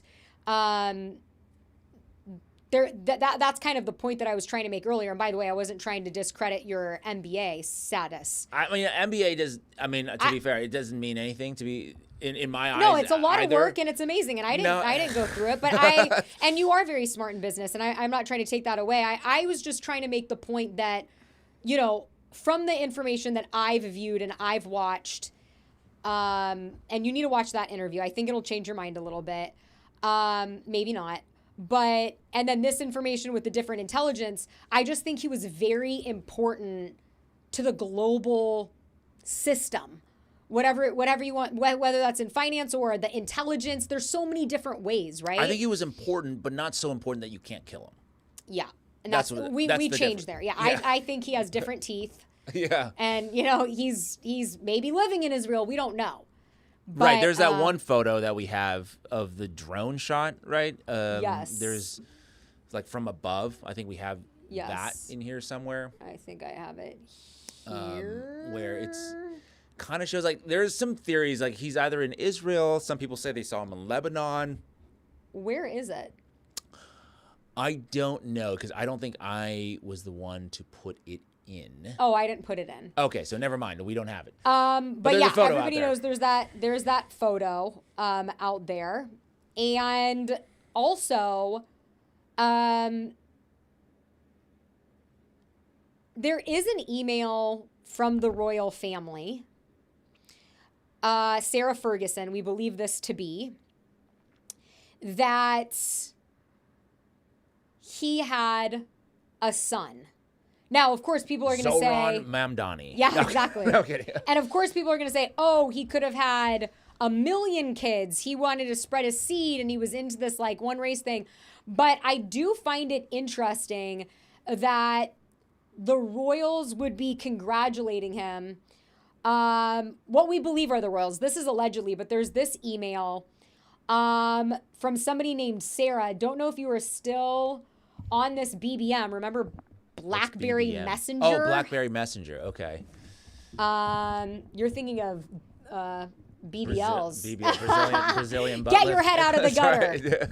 Right. Don't know if you're still on this BBM, but heard from the Duke that you have had a baby boy, even though you never kept in touch. I still am here with love, friendship, and congratulations on your baby boy, Sarah XX. And at first I was like, Sarah, except for the Duke. And I was thinking it was his like second in command, Sarah Keller. I don't know if you remember her. I don't. Sarah Kellen was basically underneath Ghislaine Maxwell. She was somebody that procured women for Epstein. And she was brought up many times, but somehow served no time. And then she ended up marrying the NASCAR driver. And they've now recently divorced last year. But she kept like a lower profile after that, but was still like involved in the files to 2013. But then I realized, no, she keeps referencing the Duke and Andrew. And this was Sarah Ferguson, Prince Andrew's wife. And remember, this is the brother of King Charles. And I think that the only way that you would have a royal family member congratulating Jeffrey Epstein on a son is if it was like a son that he was going to have maybe continue on his legacy. And this was in 2011, because remember, these families are very big about legacy. The Rothschilds, the royals, all of these, families that are named in the Illuminati, all these, shadow families that supposedly run the world. And the more that this stuff comes out, it's more likely that that is actually happening. And I think that would add another reason. Obviously, this would be of his own self-interest, but that he would want to stay alive, have more reason to fight for his life, right? Because he would also have this son, which I believe would be with Karyna Shuliak. And I think that is probably why this son that we don't know is real or not would be about 15, turning 15 this year. I think that this is when, by the way, Karyna and Jeffrey Epstein were dating. It was during that timeline. I believe this is why he signed over his assets to her. Like everybody's like, well, he gave Ghislaine Maxwell money. He gave Ghislaine Maxwell 10 mil. That's like a 20. Yeah. In his world. That's true. That is true. So the theory here that you have is that his son is with Karyna. And maybe him. I don't know. But we don't know where Karyna is. Well, who's him? No, Jeffrey Epstein's son is her mother is Karyna. I think that you could come to that conclusion. Mm-hmm. And then the royal family is. I mean, they were close, right? Him and Prince, the royals. Yeah, Andrew obviously were close. So that email, do you think that was related to that, or related to what you're talking with this lineage thing? There's some. I think it all ties together, right? I'm trying to be that whole. I'm trying to be that TCM doctor, right? Okay. I'm trying to look at it in a big picture, but I think that that's just another reason that he would maybe be alive. Okay, so this is part of your theory that he's alive. Yes. Because of this connection with the royal family. He's a very important dude. Yes. And then they care a lot about the lineage. That's why they would. Well, I mean, if they already have the son, why you don't need Jeffrey? The lineage is alive. Mm-hmm. You don't need Jeffrey.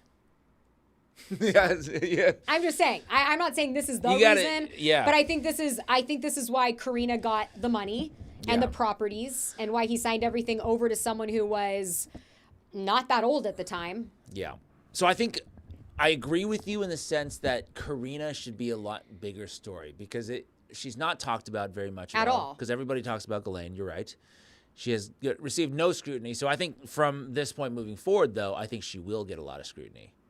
I think she's not going to be under the radar for much longer. I think people are going to be sleuthing her out of where she is, what is she doing, her whereabouts, where did all the money go? The question is, when you have that type of money and power, will you be able to find that person? And if you do have connections with all of these families, the Rothschilds, the Royals, etc., you probably could keep your anonymity. Yeah, I think you could to a large degree, but there's also you could follow the money. I think there's going to be some clues. I think people haven't looked. I think that's what it is. Because Jeffrey Epstein, for the longest time, people just didn't look up until a certain point when more and more, because you got to get the media to start honing in on saying this is an important story that we need to devote resources to. And once that started happening, people started finding the connections with Peter Thiel and the investment funds and this and that. And that has to be all uncovered through a prioritization of this issue. And I think she wasn't on the radar yet. But now with these files coming out, it seems like she has a much larger role, or at least could have a much larger role in the future of what this particular operation Personally, I've done quite a few Epstein stories since the files came out, and I think that Karyna is the most important story. I do. Yeah. I mean, I think she's an important story in the sense of, like, where is this going in the future? I think the other side that I want to make sure to touch on is that accountability issue of people ask, okay, we're doing all these interesting stories, there's all these conspiracies coming out, but is something going to be done in terms of accountability? I think that's something that I think people should continue to press more on. I will, because you can't just say all these things were happening and it's just all in the past and let bygones be bygones and that kind of thing. I think the accountability issue is critically important to making sure that we stay, I think in order to restore trust in not only just institutions, but with one another, like, we can't just have these elite billionaires do all this crazy stuff. I know you're going to get into some, Adrenochrome and this guy. You can't have this have happened without anybody going to jail. You have to have somebody go to jail. Yeah, not even just somebody, but many, many people. I saw a meme that said, you guys are calling for arrests, but they're all in it. What are they going to do? Arrest themselves? So, yeah, I mean, that's a fair statement, but we are calling that. Yes, I am saying, and maybe not arrest themselves, but there could be a reset in the power structure. There could be other changes that are happening. At some point, something should happen. I mean, we had something like the French Revolution. That did happen, where the elites were toppled. At least some portion of the elites. Not everybody. You can't get everybody, but I think there has to be some. And when you say the French, because I don't know about the French Revolution. Yeah, well, their heads getting chopped off. When you talk about the elites, you're talking about the politicians. I'm talking about the politicians. I'm talking about people in business. Right. Bill Gates, these kinds of people. So this is the thing, is that from my point of view, is that they're like third tier. So you have this feeling of society. Yes. That you are winning. Yes. But if you are looking at it from my brain, which it's cluttered in there, so be careful, okay? And there's an Illuminati. Sure. And there are these families and there are these shadow people, okay? That time period in civilization and society feels like it's a win. And it might be a temporary win, right? But the reality is, were any of these families affected? Okay, I see what you're saying there. No, so I think it's a facade. Yes, it's going to be a lower level of justice. Like my point is we're that not taking down the Illuminati. I don't think that's an expectation people should have. I mean, I do. Why not? Well, I don't know how to take down because I don't know exactly what crime they would be charged with, what figures. We don't know who these people are. Yeah, there's a lot of speculation. Yeah, we know there's speculation, and you can tell me who these people are. But what I'm saying is, if there's somebody in the emails, I don't know. Don't look at me. What I'm saying is, if there's somebody in the email saying, "Oh, I love those," last night, wonderful with the littlest of girls or whatever, yes. Those guys need to be taken down. And maybe it is just a superficial facade justice type of thing, but I think that is somewhat important in society as well. I agree. You can't just say like, oh, if we can't take down the very, very top, don't bother with it at all. Let's just. I'm not saying that. Yeah. I'm not saying that at all. I want them all to be arrested and I want them to all be charged with their crimes. I'm just making the point that it's like a Band-Aid on the issue. If you're not going after the root of the problem, who is Jeffrey Epstein's boss? Who is that person's boss? Right? If you're not really finding out who is the shadowy figure when you pull back the Wizard of Oz, you're not fixing the root problem. That's all I'm trying to say. I would agree with you there. I think there should be an effort to look into who Jeffrey Epstein really was working for, right? And that was part of something that, I'm trying to uncover. The New York Post is doing a bang-up job of saying it's Putin, that kind of thing. So I think we're all trying to figure out what that person is. It's probably most likely multiple groups of people that is responsible for running the operation. It's not just Israel, right? There's other people, other interests involved as well that are aligning together to make this operation happen. So something that's been a conspiracy theory for a long time is something called the Trilateral Commission. And in this 2-hour interview with Steve Bannon, Jeffrey Epstein talks about this openly. Mm-hmm. And I'm going to play a clip. It's 4 minutes long, so I don't know if we need to go through all of it, but it is really interesting. And it kind of names some of the countries or people or the way it's structured, what a lot of people think of as the Illuminati. And I think he even says that. I'm not sure if this is the full clip, but let's listen to this. Balanced, it was going to be statistical. Jeffrey, could you come on the board?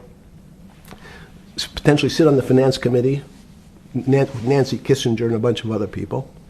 And David Rockefeller and I got along very well. He was an unbelievable human being. Respectful to everyone. He introduced his driver as his colleague. Not his driver. He would never say, this is my driver. He said, it's my colleague. I love how he makes the Rothschilds. And David started to explain to me world politics.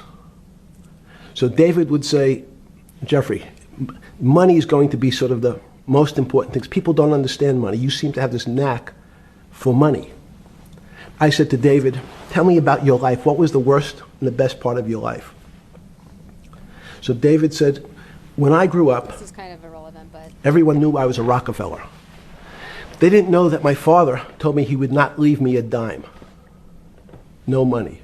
But every time we went out to eat, me and my 5 friends in school, they would leave me the bill. They would expect me to pick up the check because I was a Rockefeller. And he said, I was chairman of Chase Bank. And he said, I remember like it was yesterday, one of the headlines in Time magazine said, David, please fire yourself. So he thought that there was a world that existed that would be a combination of both politics and business and leadership. What do I mean? He formed something called the Trilateral Commission. The Trilateral Commission is some spooky stuff. People said it was some of the people that, the Illuminati, there's some mystery about it, people that ran the world.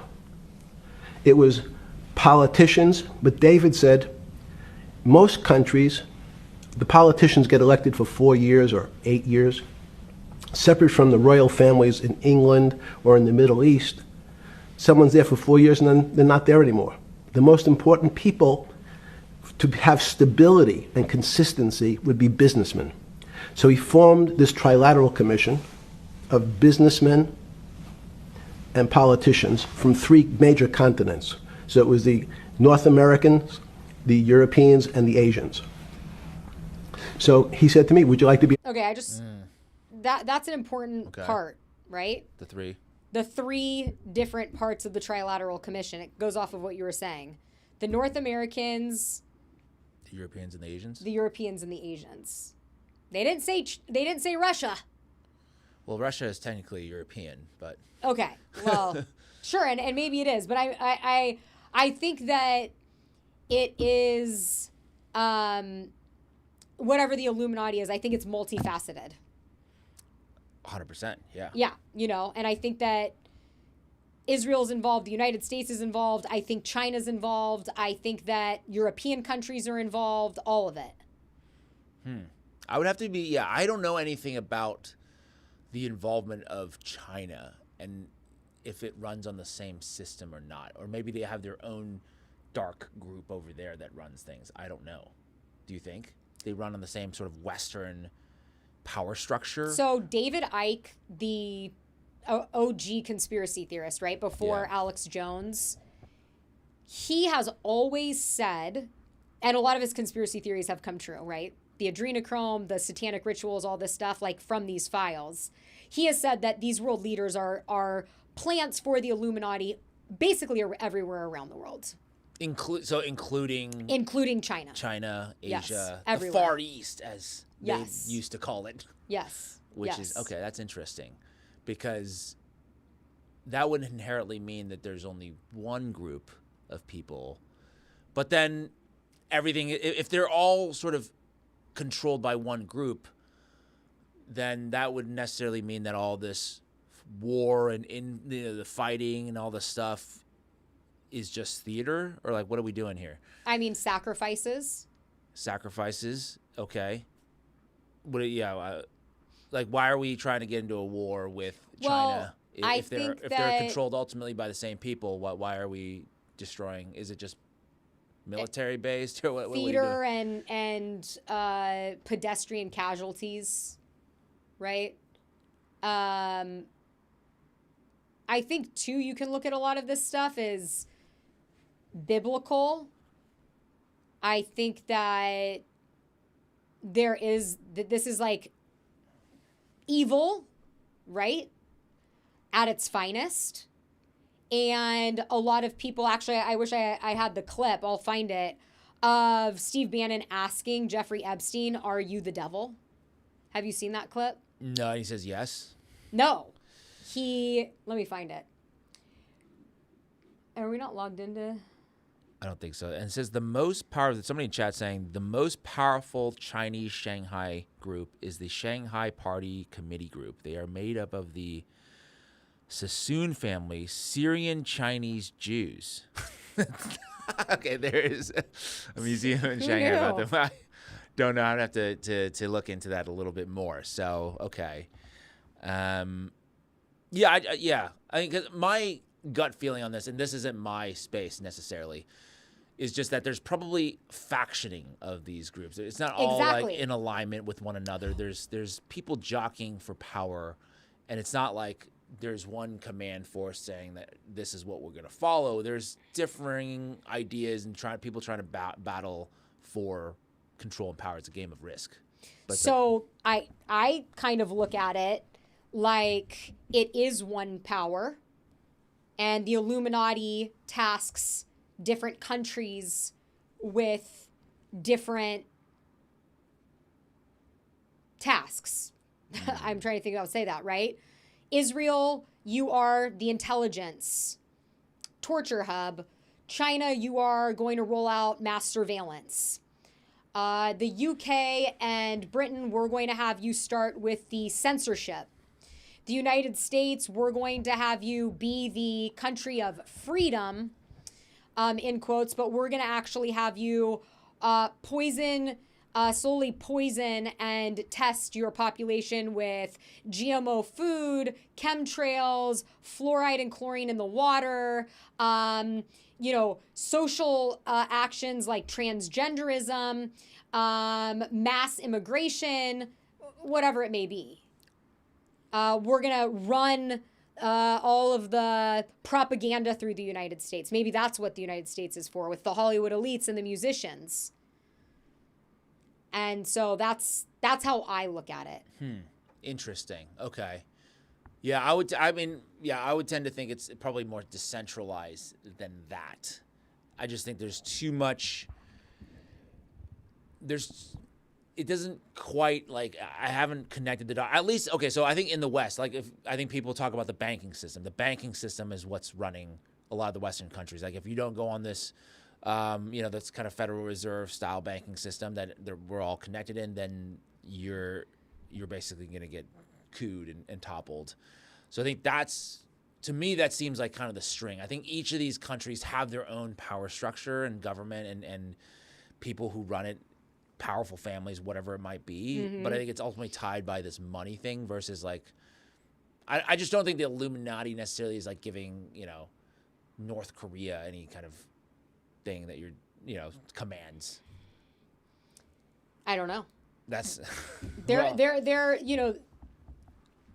look, if something like this is taking place, like, I believe, I'm not in on it, right? Yeah. So I'm looking at a 30,000 foot view with whatever information they're allowing out. Mm-hmm.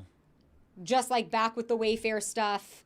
And I mean, if we want to get into another interesting email that is, a lot of people are saying, proving that conspiracy theorists are right. There's been a long-standing conspiracy theory that the elites use the blood of young people to reverse age, right? And we talked about this on our Peter Thiel first episode about how Peter Thiel had articles written by Gawker and The Guardian about the company Ambrosia that ended up going out of business, and how Peter Thiel was paying $40,000 to an 18-year-old guy to transfuse his blood. Yeah, that was like maybe our first I think that was our first episode we were talking about that. Literally.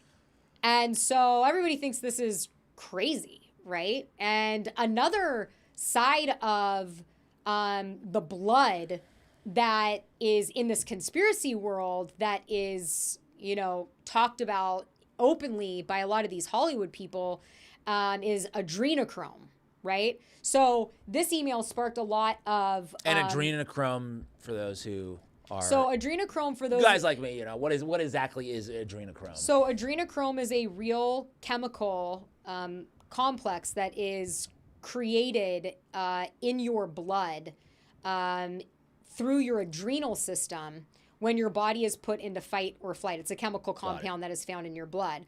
And they can synthesize it, and it's a very long chemistry word, C19, I don't know it exactly. But the idea is that it's like the elixir to life. And other people also say it causes like hallucinations, similar to DMT, but without any side effects. DMT is the chemical that is naturally released right before you die, and people have, taken that to have that experience. And it's a very strange thing. So anyways, this email sparked a lot of conversation about it. All you need is a blood transfusion from the pack and you reverse aging. And it's sent by this guy, Barry Josephson, who is a Hollywood director, had made several movies. And then Dr. Agus is the doctor. I looked up both of them, and, the Barry Josephson is a director, and he has, some movies out there. But he wasn't as interesting as Dr. Agus. Dr. Agus runs part of the medical department now for Keck at USC. and he's done a lot of medical bioengineering, and we know that Epstein's tied in with all of these people, but he just also happens to be the founder of Ellison Medicine, which is Larry Ellison's medical institution. He was also on Paramount shows with Oprah and Ashton Kutcher, and he's like a very prominent doctor that speaks at the WEF. So he seems to be tied into these elites. And obviously, like, to me, I'm reading this, the subject is Dr. Agus, like, go look to him to do this type of blood transfusion. But we know that Epstein was like very into this type of weird experimental stuff.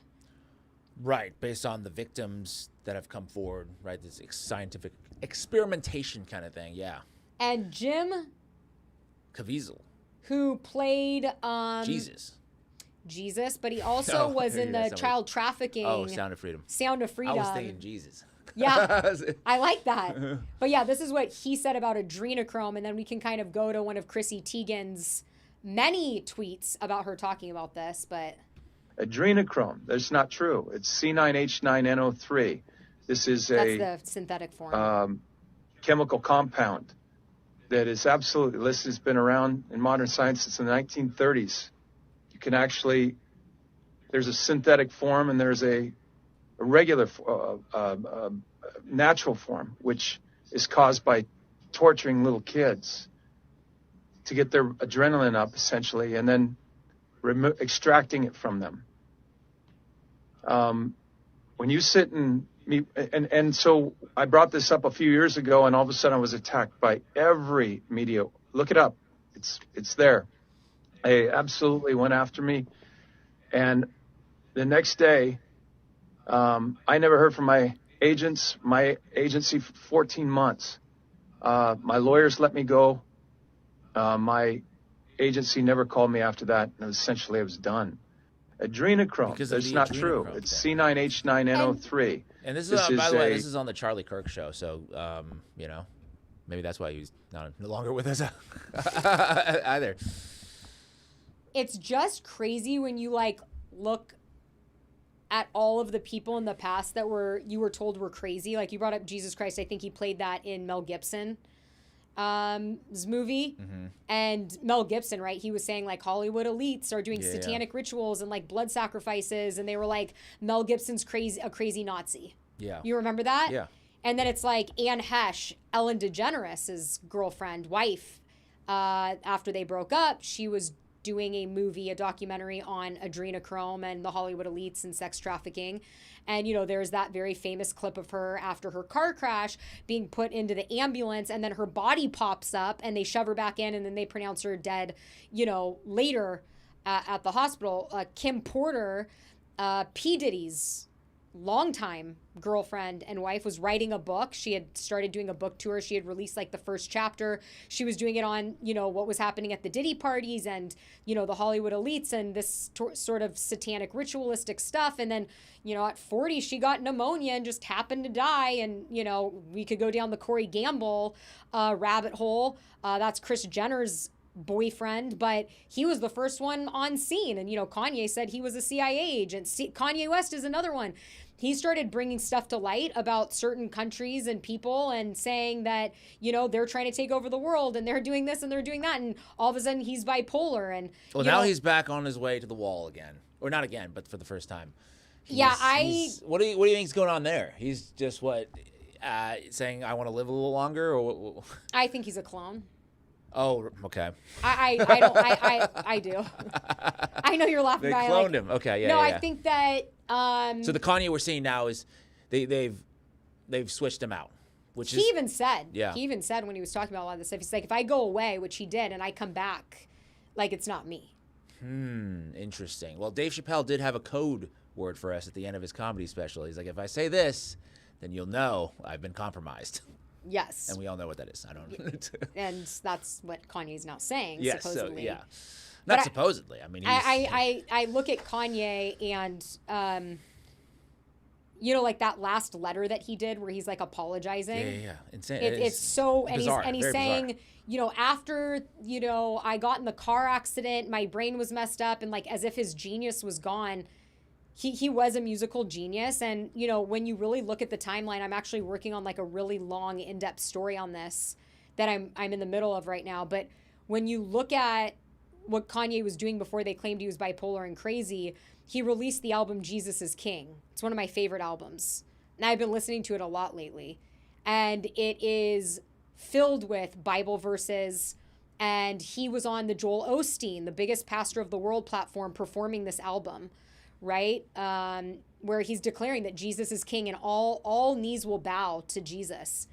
And he starts making like Sunday worship popular, right? He was with the Kardashians still at the time, and it became such a big thing. He was doing it in Calabasas that all of a sudden he did it at Coachella. Remember? He got it at Coachella. And then as it started to become cool to worship Jesus, you started to see a downfall. So anyways, Kanye West's another one that's been made crazy. Isaac Cappy, another Hollywood actor that was, you know, constantly revealing the child trafficking and the satanic rituals and all of that stuff openly on live Instagrams all the time. And he had said, hundreds of times, I am not suicidal. He was talking about how the open borders is how they capture a lot of these kids and abuse them. And then he committed suicide. You know, randomly. There's just so many instances of these people that, you know, tried to get the information out and they were basically, another one, who's the guy in Too Fast, Too Furious that died? Paul Walker. He had visited Haiti to do, do some philanthropic work, and he realized, you know, what was going on there with the Clintons, and he was working on a documentary to expose the Clintons, and then didn't he died in a car accident? They all die in car accidents. But I think he was driving the car. Yeah, but when you look at the video of it, there's like an explosion. Well, yeah, it hit. It's kind of like the trade towers. That one I'm not so sure to include. Some of these ones that you're talking about, some weird stuff. Some of them, like Joel Osteen, see in the comments, Joel Osteen is weird. Joel Osteen's like a big, like, Zionist dude. Like, as all these televangelists The point are. is that he's the biggest pastor in the world, and Kanye West was getting visibility to his album, Jesus is King. That's the point. Okay. It's not that Joel is a good guy. It's not that Joel is a righteous gemstones or not. Very likely that he could be. The point is that Kanye West was getting in with different huge alternative media networks, Coachella, Joel Osteen show, to platform his music, Jesus is King. Interesting. And then it went just the Christ. Isn't the Christ is King, Jesus is King sort of getting a lot of criticism at the moment? That started happening as well, yeah. And it's still happening. I don't know if I included this video, but there's this disturbing video that somebody posted about, like, the new laws on TikTok. Have you seen that? Yeah, the video where if you search something about, like, Jesus. Basically, if you search something. Oh no, if you search, like, I hate Jews, then it blocks comes up with, like, this is hate speech with right, doves. I like, hate Jesus. That's totally fine. All kinds you of can Christian say I hating. hate Jesus. You can say I hate Islam. You can basically, you can say that. Jesus is the devil and all these things, but you're not allowed to speak out about, a certain religion. And I don't think there should be hate against any religion, but I think that's really odd when it's only one that's being protected. Right. And so, I mean, to me, that's sort of the level where I'm at.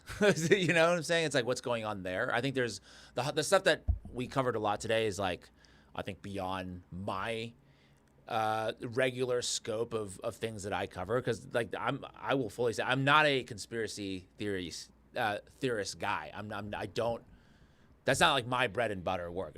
I'm just talking about corruption and things like that. And some of that does overlap with some conspiracies. To be honest with you, James, you just this is actually the biggest corruption story of history, if you think about it. If you do believe that there is an evil group of people that have overtaken the world for the masses, and they are enslaving us and indoctrinating us.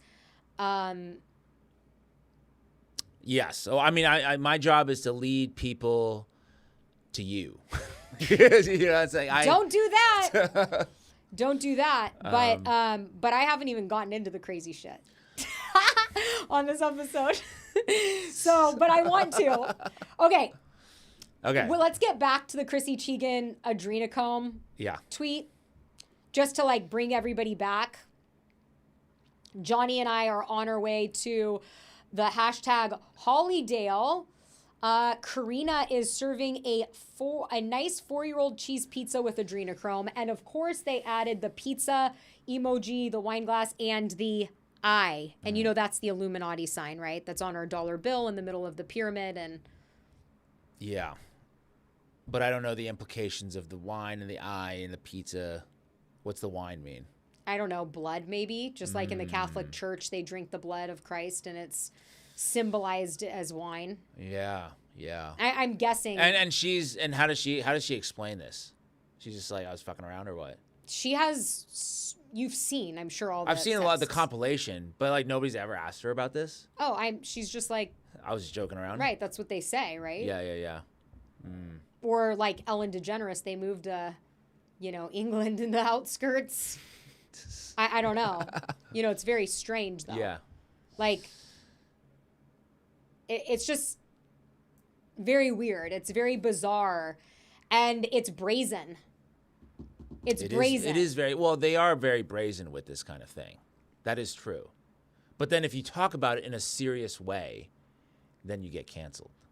If you say this is happening, then you get canceled. But then they're out here just kind of bragging. Yeah, it's like right under your nose, just like how like all of these celebrities like pop up in history with these black eyes, right? Or like there's always symbology, and numerology, in this stuff. Yeah. But there's also history in this stuff, and this is where I'm going to take you down a path that you're not going to love. Okay, what do you mean? But before we do, I just want to say that I feel, and I think you agree with this too, that in the world, there's always predictive programming to make us like comfortable with the evils that are happening behind the scenes, right? Like they always kind of drip, like there's a movie, oh, there's going to be a pandemic, and then, oh, there you know. But it's like the population's kind of like, oh, well, this is kind of familiar because I remember I saw this movie or whatever. Okay. Monsters, Inc. I screen recorded a piece for you. Have you seen this? Monsters, Inc. the movie? Long time ago. But have you seen this clip in one of my stories? I have not. Okay. So I personally think that Monsters, Inc. is talking about the capture of adrenochrome. We just went over what adrenochrome is. It's a real chemical compound that is released from your adrenal system when you are in fight or flight. It's the most potent in younger people because the adrenal system hasn't been fatigued, right? As you get older, we drink caffeine and we exercise, and so our adrenals are constantly working, and they typically are shot, so it doesn't create as potent as an adrenochrome as it would in a little kid who hasn't like lived life. And remember, the whole premise of the movie Monsters, Inc. is you have these monsters that go into little kids' rooms and scare them. Right. And they capture their screams to use to energize Monster City. That's right. So let's just look at that. All right, here we go. Get a boss, a big head.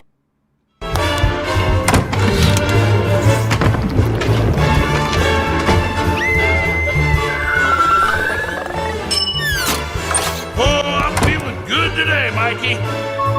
Yeah. Whoa! Attaboy. Another dog coming right up.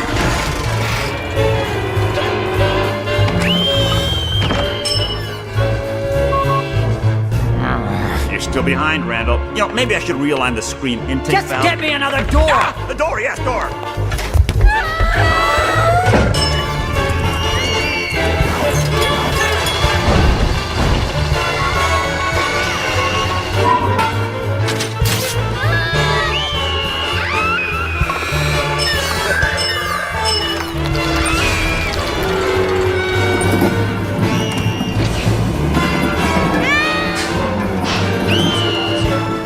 Well, Jerry, what's the damage so far? We may actually make our quota today, sir. First time in a month. gross shower. That was okay. So, it's gonna. I have to rewatch this whole movie. Now it's gonna make me think of it in a different light. You see, the awakening is happening. But yeah, I think you can think of that movie because I'm trying to think of like, okay, that movie could just be about like very simple, like, oh, this is one concept scaring children because children have nightmares, and now they do this whole thing of how do we capture the nightmare into some other story, or it could be about the adrenochrome thing, filling up the tube or whatever it's called. Well, also like those tubes, they used red, which is interesting, right? What not colors? Green. They could Roy G. Biv, any color of That's the true. rainbow. That is true. There's So a then lot that to choose is from. Is that enough? Is that enough for predictive programming, though? Because I don't think many people would get that connection. Is that too subliminal? Is that too... I mean, we're talking about it here. Yeah, well, you're talking about it because I didn't know about it, but you know about it. Well, I know about it because my brain works differently. So I start looking back, you know? And so I'm going to bring up other predictive programming in a second, but... Something that I didn't notice that somebody in my comments noticed that I think you'll find interesting is the names of the characters of Monsters, Inc. Mike Wazowski. Okay. It's like, anyways, you'll have to look them up, but it fits into your Israel okay. thing, that they all have certain last names. Yeah, but that's could be much more innocent than that. Absolutely. It's all innocent. It could all be innocent, right? Could we all be... Well, it's innocent in the sense where they say, oh, yes, the Jews run Hollywood, so they would choose their own last names. Yeah, for sure. I'm watching you, Mike Wazowski. You know what's so funny is there was that thing on TikTok where they were saying, like, ask your parent, like, Dad, do you know who Mike Wazowski is? Yeah. My dad, I said on one of my episodes that my mom's shy, and everybody was like, Danny's mom is shy? Well, yeah, my dad's not. I'm my dad's daughter. My dad and I, like, can't go anywhere. And I make friends with everybody. And so in Easter, I should have had it recorded, but I was like, I wonder what my dad would say, right? He grew up in the Valley in LA. And I'm like, Dad, I ran into somebody and they said they knew you. His name's Mike Wazowski. And my dad, I literally started crying because it's the Monsters, Inc. character. My dad's like, Mike Wazowski. He's like, oh my God, my sister dated his brother. It was full of shit. But I literally was like, of course you would do that. It was probably a similar name. Yeah. You know, but he's like, oh my God, yeah, tell Mike I say hi. And me and my brother were like dying. But, yeah, it's just kind of crazy. I do have to tell you one other interesting thing with the Monsters, Inc. movie, because I was curious who the writers of the script were. And so I started doing research into that. And, they had no connection to Jeffrey Epstein or anything like that. But one of the original scripts was that it was going to be about a 30-year-old accountant. It was written in 1996. A 30-year-old accountant finance guy who found this book of monsters under his bed. And I know that's nothing, but I was like, there he is. That's Jeffrey Epstein. That was the original. I mean, I don't know, but... yeah, maybe. I don't know if Jeffrey was ever technically an accountant, but... yeah. But yeah, okay. So, so this story, there's so many angles, I think, to the Epstein story, right? There's crime, but there's also this kind of more conspiratorial stuff. There's also global geopolitics. Is that at play here? So I think this is what makes this the biggest story of all time. Oh, I mean, it definitely is the biggest story of all time, which is why I find it very odd, because the reason why I still stay on there's only one group of people. If you look at all of the commentators of the Ben Shapiro type who say this is boring, this is like, I don't know why we're talking about this. Like, this is, this is in the past, like, whatever. Yeah. They all have, like, one thing in common, of course, right? Which is that they're all supporters of Israel. They're all involved. I don't think Ben Shapiro is involved in the Epstein. That's what, I don't need to defend Ben, but yeah, in this case, I don't think he was personally involved in any of the Epstein files. I don't think his name shows up anywhere. But I do think that the files do tie back to one particular operation, at least For of sure. this level, For sure, of the 100%. lower level. It's definitely what it is. There's no denying it. You'd have to be blind and to say otherwise. But then this other stuff, I think we'll have to slowly unpack, because that's like, at least for me, it's like when I hear the stuff that you're talking about, it's really hard for me to grasp that, because it's like, this isn't how my brain necessarily works. It can work that way. I think it's like an awakening process that people are a part of. Because, like, for example, when I talk to Sam Tripoli, right? Yes. He's like a big conspiracy theorist guy. His podcast is literally called the Tinfoil Hat Podcast. Yes. And he's like, everybody's, we're moving at different speeds, and everybody has their own journey, So I think that's sort of where I'm at in this whole thing. It's just like, oh man, it's because it's really hard to like get people. For example, 5 years ago, the Wayfair story, people were like, this is insane. This is nutty stuff. But now people think, oh, well, I think there's something to this. And I think it takes time for people to kind of catch up. And we are at different levels of catching up, which is why I like talking to you, because you're like, in that sense, you're ahead of me. And in many senses, you're ahead of me. And so it's a great partnership. Regardless what the audience always thinks, dragging me around by my hair. At least they think my hair looks good. The audience has been liking you this episode. The audience has been, you're on fire. I don't know shit. Oh. Because a lot of this stuff, I don't know. I don't know about all this. The chat is always nice to me. I love you guys. It's the people that watch it after the fact. But I do want to just now make it worse for you. Okay. And I just want to talk about, on the blood thing, I just want to talk about vampires. Okay. So Dracula, you know what you're talking about? Those are. I would like to talk about Dracula. Yeah, okay. Actually. Dracula is involved in the story. Okay, cool. So do you believe in vampires? Do I believe in vampires, or are there a group of people that like get energy off of like sucking people's blood and stuff like that? Like Twilight, Count Dracula, like vampires. Not that I don't believe in it, I've never really thought about it. I just always thought about it as like a make-believe thing. Maybe based off of like, hey, blood has certain energies to it. For sure. And this is like a concept that is interesting to explore from a fictional perspective. But do I think they exist? I'm not sure. Okay, well, let's first play this Roseanne Barr clip. I think she's with Tucker Carlson. It's been going around since all of this stuff. And she's basically saying everybody in Hollywood is a vampire, something like along those lines. Let's listen to this. No, they eat babies. That is not bullshit. It's true. So it's not just the dogs and the cats, not just the pets. It's not just the dogs and the cats. They're full-on vampires. And everybody still thinks I'm crazy, but I'm not crazy. They're full-on vampires. They love the taste of human flesh and they drink human blood. They do it. They say you can't wake people up that are pretending to be asleep, but I pray to God, please wake up even those who are pretending to be asleep with the irrefutable truth of what the worst people on this planet are really up to. They are really up to that. They're doing it. There are so many victims.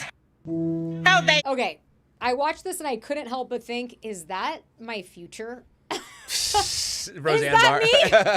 They're out there. No, but anyways. I mean, it's not bad to be a Roseanne Barr necessarily. Not at all. We need people, and I'm sitting there. I'm like, I would be the same as Tucker in that situation. I'm just listening. I think Tucker plays dumb a lot, and I think he knows a lot.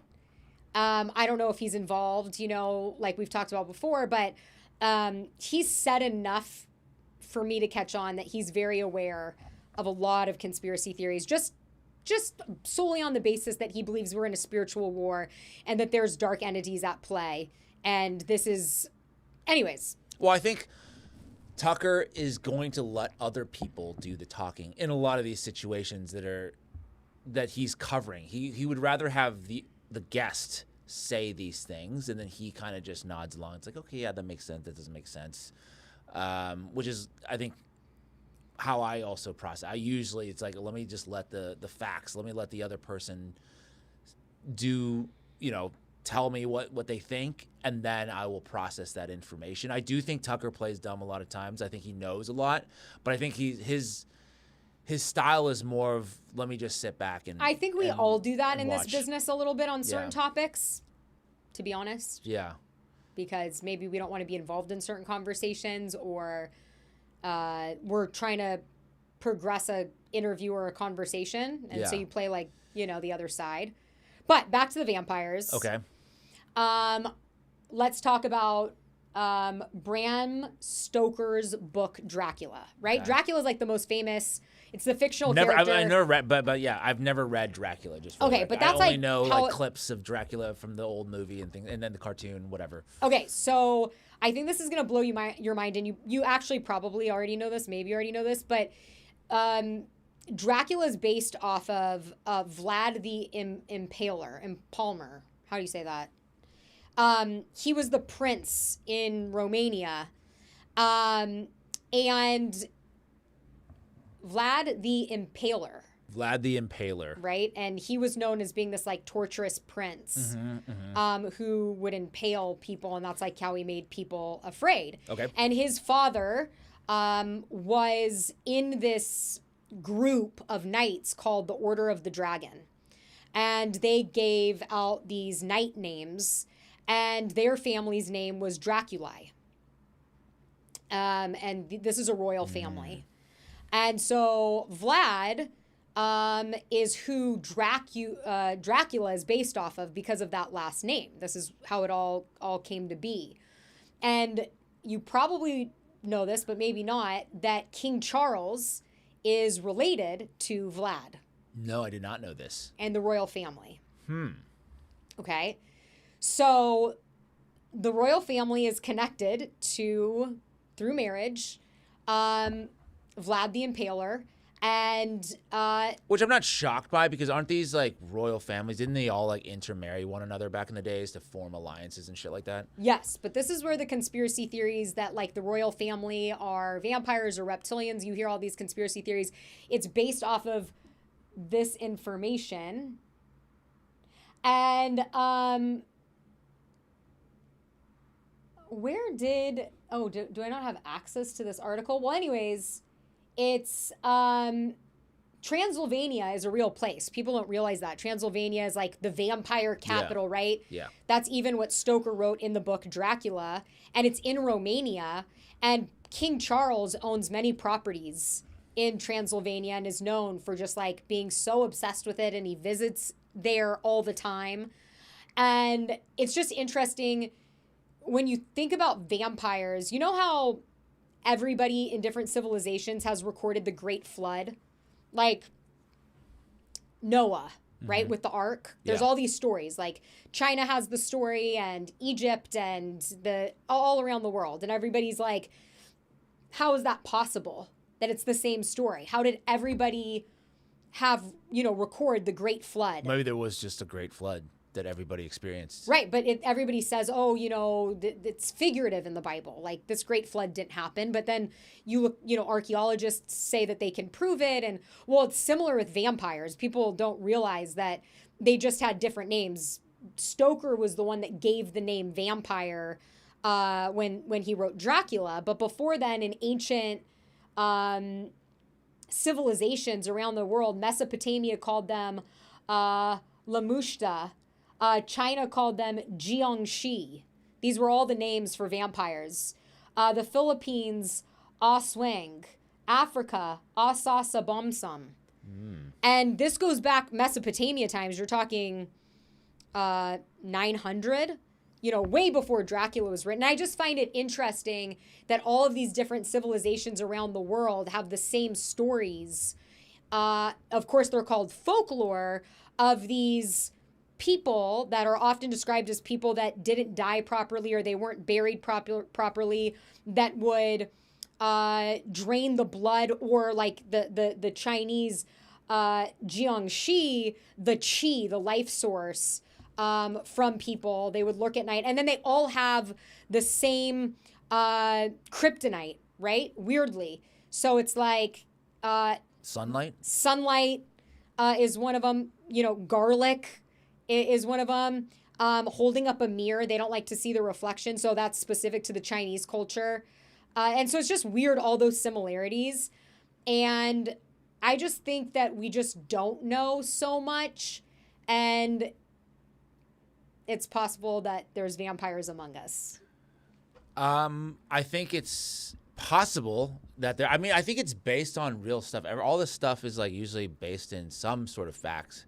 Like there's probably some, at the very least, there's right now even probably some cultures or some weird community that does these type of things. It's based on some ancient historical thing of drinking blood or whatnot, right? Is that what it's based? I mean, is that I seem like that would be plausible that this was some cult like thing that existed, and then we're gonna make it into a supernatural, fictional thing. Yes, and so when it comes to Jeffrey Epstein, there are people that believe that he's a vampire, right? Like there's people that say a 300-year-old vampire didn't kill himself, right? And a lot of it is because of these similarities. Okay, let's take a look at this. I don't know if you've seen this. So Andrew Jackson is also a vampire in this No, situation? it's the same person. He didn't die. Andrew Jackson is Jeffrey Epstein. Yes. Yeah. I don't think I can get there with you. I'm not saying this is true. No, I'm not saying this is true, but they're just going along this. They're going along this type of stuff. So. Okay. Anyways. And so the tie with Jeffrey Epstein is that Jeffrey Epstein is a vampire, and that's how. Not necessarily, but that with the adrenochrome and the blood stuff, is it possible that they're collecting this blood to do that maybe some of these families have been around right? forever because yes, maybe it's a biohacking thing that's been around, maybe it is a vampiric thing that's been around. I'm also doing a story on this. You know that the Red Cross, right? It's like every disaster, 2 things are true. Kids go missing and the Red Cross is there. And you know about the Red Cross, right?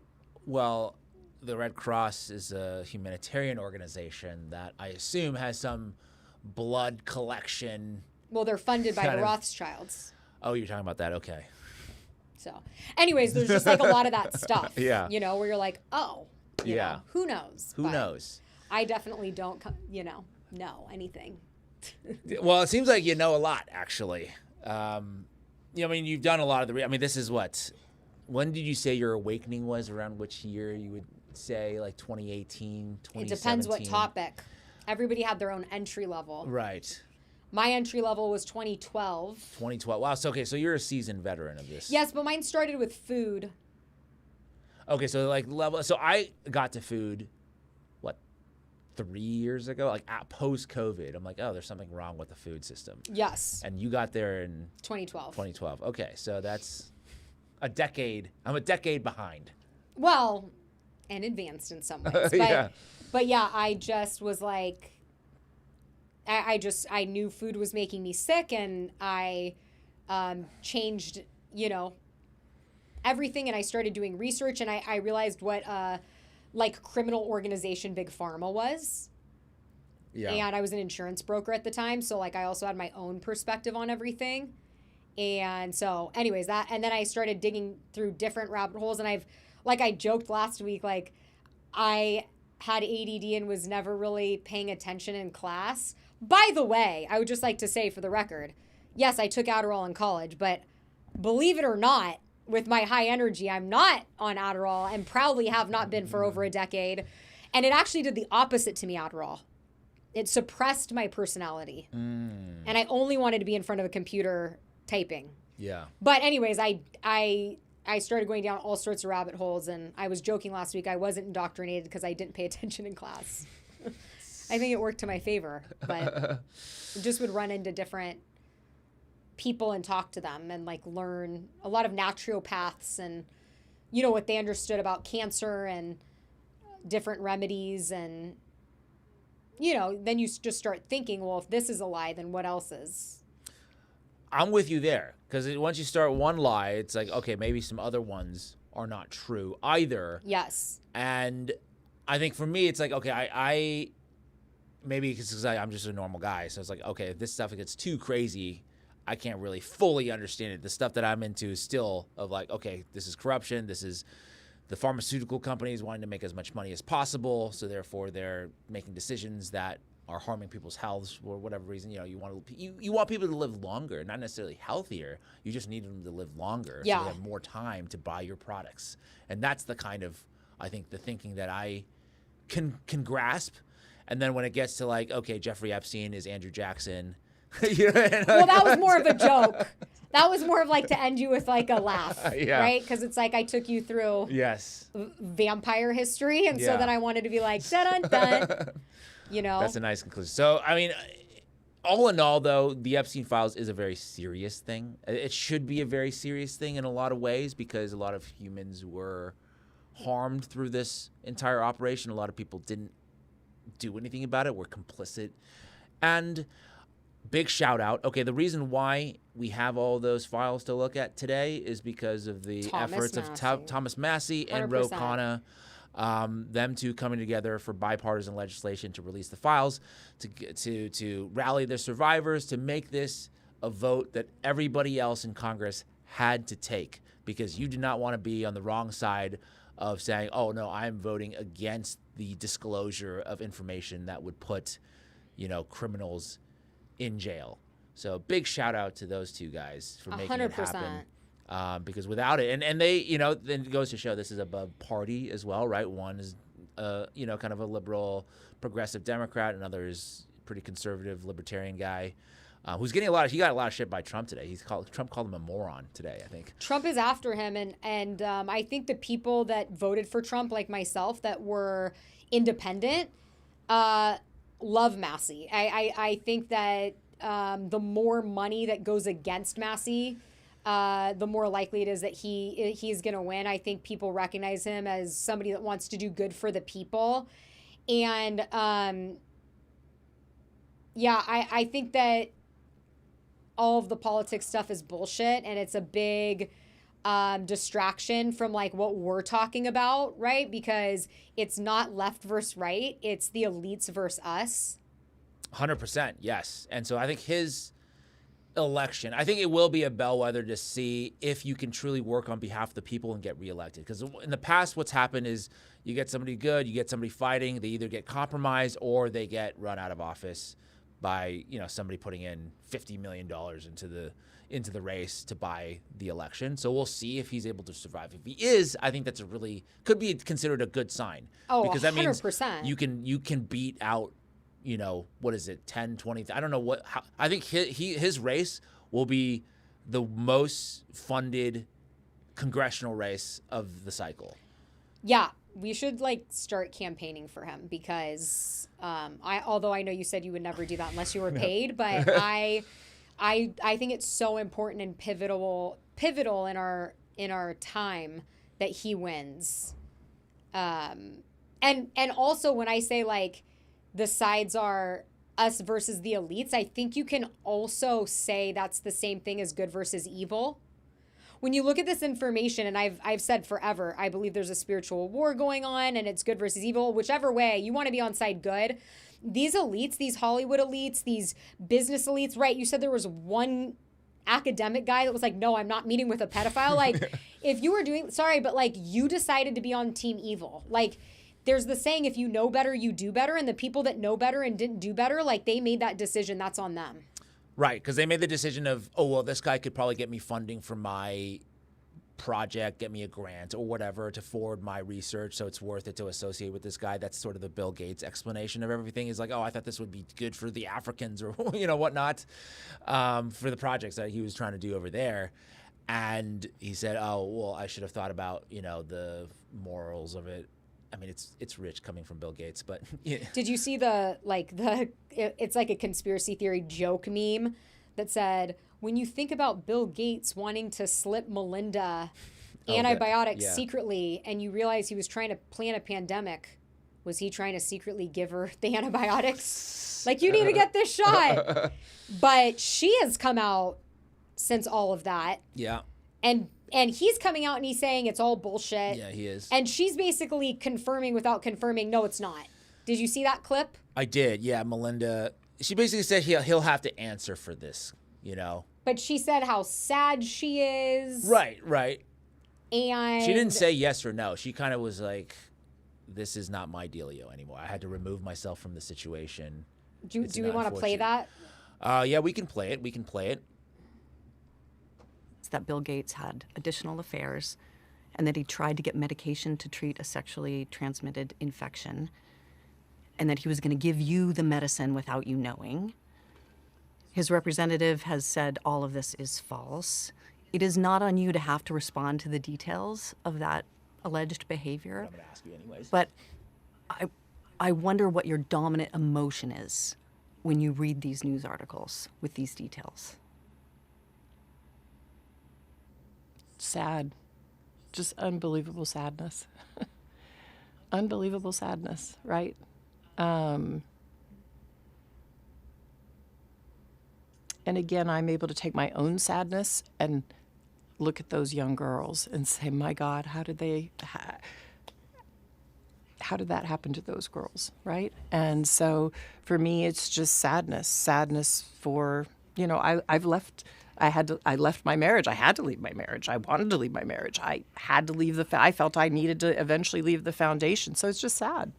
That's the truth, right? And it's kind of like, at least for me, I've been able to move on in life. So she didn't confirm it, but she's saying Bill Gates not a good dude. I mean, she's asked, what is your emotion? Sadness. Yeah, she didn't say lies. Well, of course. When I see that, well, you know, of course she's not. I mean, she basically already in a previous interview way before this said, I left Bill Gates because of his association with Epstein. I didn't like the Epstein guy, and he continued to go back and hang out with Epstein. And she also makes it a point to bring up that she left the foundation. To me, she's like saying the foundation is also toxic. Yeah, the foundation is toxic, which that's another whole conspiracy theory. Well, it's interesting that this interview was conducted by NPR, which during COVID was all about the Bill Gates agenda. And now it's sort of flipped in a sense. Dude, me during COVID, not good. Not good. But it's interesting how these media companies work. Because, like I said, sorry, but I had come to a lot of this stuff before COVID. BC, you could say. Yeah. And I'm like, I had been researching viruses and vaccines and, oh my God. When they were coming out with certain stuff, I was like, I have a lot of friends in medical, and they were all lining up. They're like, we can't wait to take the vaccine and da-da-da. And I'm like, talk to me in 5 years when you grow a tail. Like, I was like, oh my God, it's coming to, they're doing this, they're doing that. It was, you know, I was on a whiteboard scratching a lot of things down. Yeah. Trying to connect dots by myself. So ultimately, I think a lot of this media, they do stories, they pick stories, they highlight things based on partisan politics. In that right now, this is okay for NPR to dig into because ultimately the person who's going to be hurt by the most by the Epstein files is Trump, and Trump is in power. So it's cool to go into this. Now we can go rewind a few years. When Biden was in power, if you have power, you have this kind of target on your back, right? If you're not in power, you have less of a target. So yeah, the Democrats are highly implicated in all this stuff as well, but they're not in power. They don't have the House, they don't have the Senate, they don't have the White House. So it's not as big of a deal for them because they're not in charge. Now you have somebody in charge who's like, let's try to take this guy down. So bad for Bill Gates. Bill Gates associated with Epstein. Epstein associated with Trump. Boom. Let's get them all. I mean, and Bill Clinton, speaking of bills, like perhaps the most prevalent in Jeffrey Epstein's life from these files, which we like already knew, but it's really confirmed. Well, now today, Trump, we have that clip actually. Trump is like, oh, Bill's a good dude. I like Bill.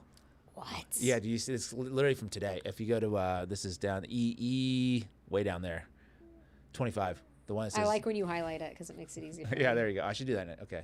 Story today, I don't know if you saw it, that the Democrats are already saying if you bring President Bill Clinton and he has to testify, we're bringing President Trump. What do you say to that? I think they might say that, you know, but they've already brought me. See, I've been brought. They had me indicted many times. Many times. And the president had some surprising thoughts about former President Bill Clinton. It bothers me that somebody's going after Bill Clinton. See, I like Bill Clinton. I still like Bill Clinton. What do you like about him? I liked his behavior toward me. I thought he got me, he understood me. You know, he was the one that said very famously that you don't want to run against Trump when there were 18 people. There was 18 people, including me, total. And he kept telling them, you don't want to run against Trump. Run against anyone, don't run against Trump. And Hillary sort of laughed at him. I mean, he loves himself. Yeah. But it's just interesting that he's now cool with Bill. Bill is no longer a bad guy. They're in the same club. They're in the same club. Ultimately, that's what it is. That's what it is. They're in the same club. There's also, if you want to end the day on a really funny thing. Are we ending now? Is there any more? I think we've covered most things, right? That we have. Well, on there the was list. also, yeah, I guess we could. Oh, no, hold on one second. There's a banger of an email from Jeffrey Epstein in the interesting email section from me, the Epstein banger. I love it. Okay, this is an interesting one where it says Epstein does have an occasional rogue banger from time to time. So this is from him to Noam Chomsky, who I was talking about earlier. One of Donald's closest people said that, remember, he has written 3 books, which makes him one of the few people in the world that has written more books than he has read. So it's funny and it's hilarious. And there's a lot of that kind of like, like DMing basically between friends in these files. Mm-hmm. And again, December 16th. It is interesting when the emails about Trump are. This is December, so the election's over already, though. That's my point. He was already elected. Okay, but what would be... I'm just saying a lot of the stuff about Trump is election on. Election on. Not all of it. Not all of it. We have videos and Yeah, tapes and pictures and et cetera, et cetera. We know that Virginia Giuffre, one of the victims that killed herself last year after she was hit by a bus, which her brother and her father said, no way. She started by working at Mar-a-Lago, and that was, it seems like, a recruitment ground for Jeffrey Epstein. So who knows? But I do find some of the timestamps on that. You have to look at all of it, right? 100%. No, I think there are a lot of mentions of Trump in the sense that they were trying to take him down for the election, and they knew Epstein was very close to him, so they wanted to go to him for dirt. He had all the dirt. Somebody said, did Trump shit himself? And I know that you had put... I had that clip. Yes, this is the one. Did Trump... So I was like, this is a funny I'm one. a physical therapist with a doctorate in my field and 14 years experience working in home health care, treating geriatric patients with dementia and incontinence of bowel, like that guy. Are coming up with new opioids faster than the government has been able to keep up. We're going proactive on these new chemicals. That's good. No, I hear fantastic things. Thank you all very much. We really appreciate it a lot. Thank you, Oz. He's doing a fantastic job. Thank you all very much. I appreciate it. Thank you, please. Thank you. Mr. President, can you respond to the new Fox poll that says people think ISIS's tactics are too aggressive? Photographers, reporters, cameras, we're going. Thank you, guys. Thank you, guys. Thank you, guys. Thank you. Listen closely to just after the guy to his right talking says faster, and then right after Trump says, I'm hearing fantastic things. You can hear sharts right in those spots. Also, the White House aides are panicking to get the press out of the room because they don't want them to catch a whiff of what this lady already has. Now, I got sent this video a ton after it started to go viral saying Trump soiled himself on the couch on Fox News, but I'm pretty sure that's been edited with AI. People kept sending me this most recent clip and I actually took a second to listen to the audio. Brother, I keep thinking of the tent peg. You know what I mean? Also, why was Harold Bornstein his personal physician for years when Bornstein was a gastroenterologist, not a primary doctor? Why would you seek out the care of a gastroenterologist like that unless your primary concerns, medically speaking, were bowel incontinence? And the second that Bornstein let it slip that Trump uses Propecia to fight hair loss, Trump sent the chief White House counsel and the guy who was nicknamed Wet Wipes from the set of The Apprentice down to Bornstein's office to grab all of Trump's medical records. Oh, and Trump has yet to take legal action against Noel Casler, who worked on the set of The Apprentice and spilled all the tea about Trump sharding himself on a regular basis. I've seen plenty of dementia patients develop incontinence of bowel or bladder just because of cognitive deficits. But with this guy's story, I'm starting to think it was a traumatic injury. I still think he's got roughly 1 to 3 months left in the land of the living, or before he gets impeached, or the 25th Amendment is invoked. Thank you for your attention to this matter. That is kind of a wild. I mean, this is funny, but it's kind of also a wild ending that he's saying that Trump is about to die. A lot of people believe that. I mean, look. Yeah. I mean, he's old. I mean, Catherine O'Hara died. She was only 71 years old. R.I.P. Oh my God. I was so sad about that. I love her so much. So much. Home Alone, Schitt's Creek. Mm-hmm. And I love that. Have you seen that clip where she stopped at the airport and somebody says, "You're one of my favorite actresses. What was your favorite role that you ever played?" And she thinks and she goes, "Mom to my children." I was like, you're such a good person. But look at the way Donald Trump eats. Is it really surprising he's sharding himself? Yeah, that's true. Like I said, my awakening was food in 2012. Like he's eating Mickey D's and Coke. Yeah. You're bound to shit yourself a couple times a day if you're eating that food. Yeah. Sorry. No, I'm pretty sure he did, because then the press they immediately kicked the press out, which is unusual because they would supposed to ask questions. I mean, Biden wore a diaper his whole presidency. That's true. That's true. Like it's a part of the presidential badge of honor when you're. Well, it's because the president's 80 also and up. old now. Exactly. Like we got to get some young blood in there at the very least, right? A corrupt young blood. I mean, hopefully not. I don't know. Maybe a young vampire. Look, blood. next time, I mean, it's going to be JD versus Gavin Newsom is what it's setting up to be, which is unfortunate. Hopefully Thomas Massey. You never know. Let's hold out hope. Maybe, maybe not. We'll see. We'll see. But there's a lot of people believe that Trump might be shuffled out. And actually, I saw something today that said that the Democrats have a big announcement coming tomorrow. Did you see that? Like Kamala Harris's that was clock weird. reset. And I'm like, politics is bullshit, but for the liberals, I hope it ain't Kamala. Like, look, it ain't gonna I don't do know it. what they could possibly be announcing there, unless it's something like, all right, we're going to take like 10 people to jail from these Epstein files that we know for sure, that we've unredacted it and we're taking them to jail, that kind of thing. I'm not sure what else could be a great announcement. Is it Pete Buttigieg? Is Buttigieg coming back? I don't know, but it seems like it's going to be lame.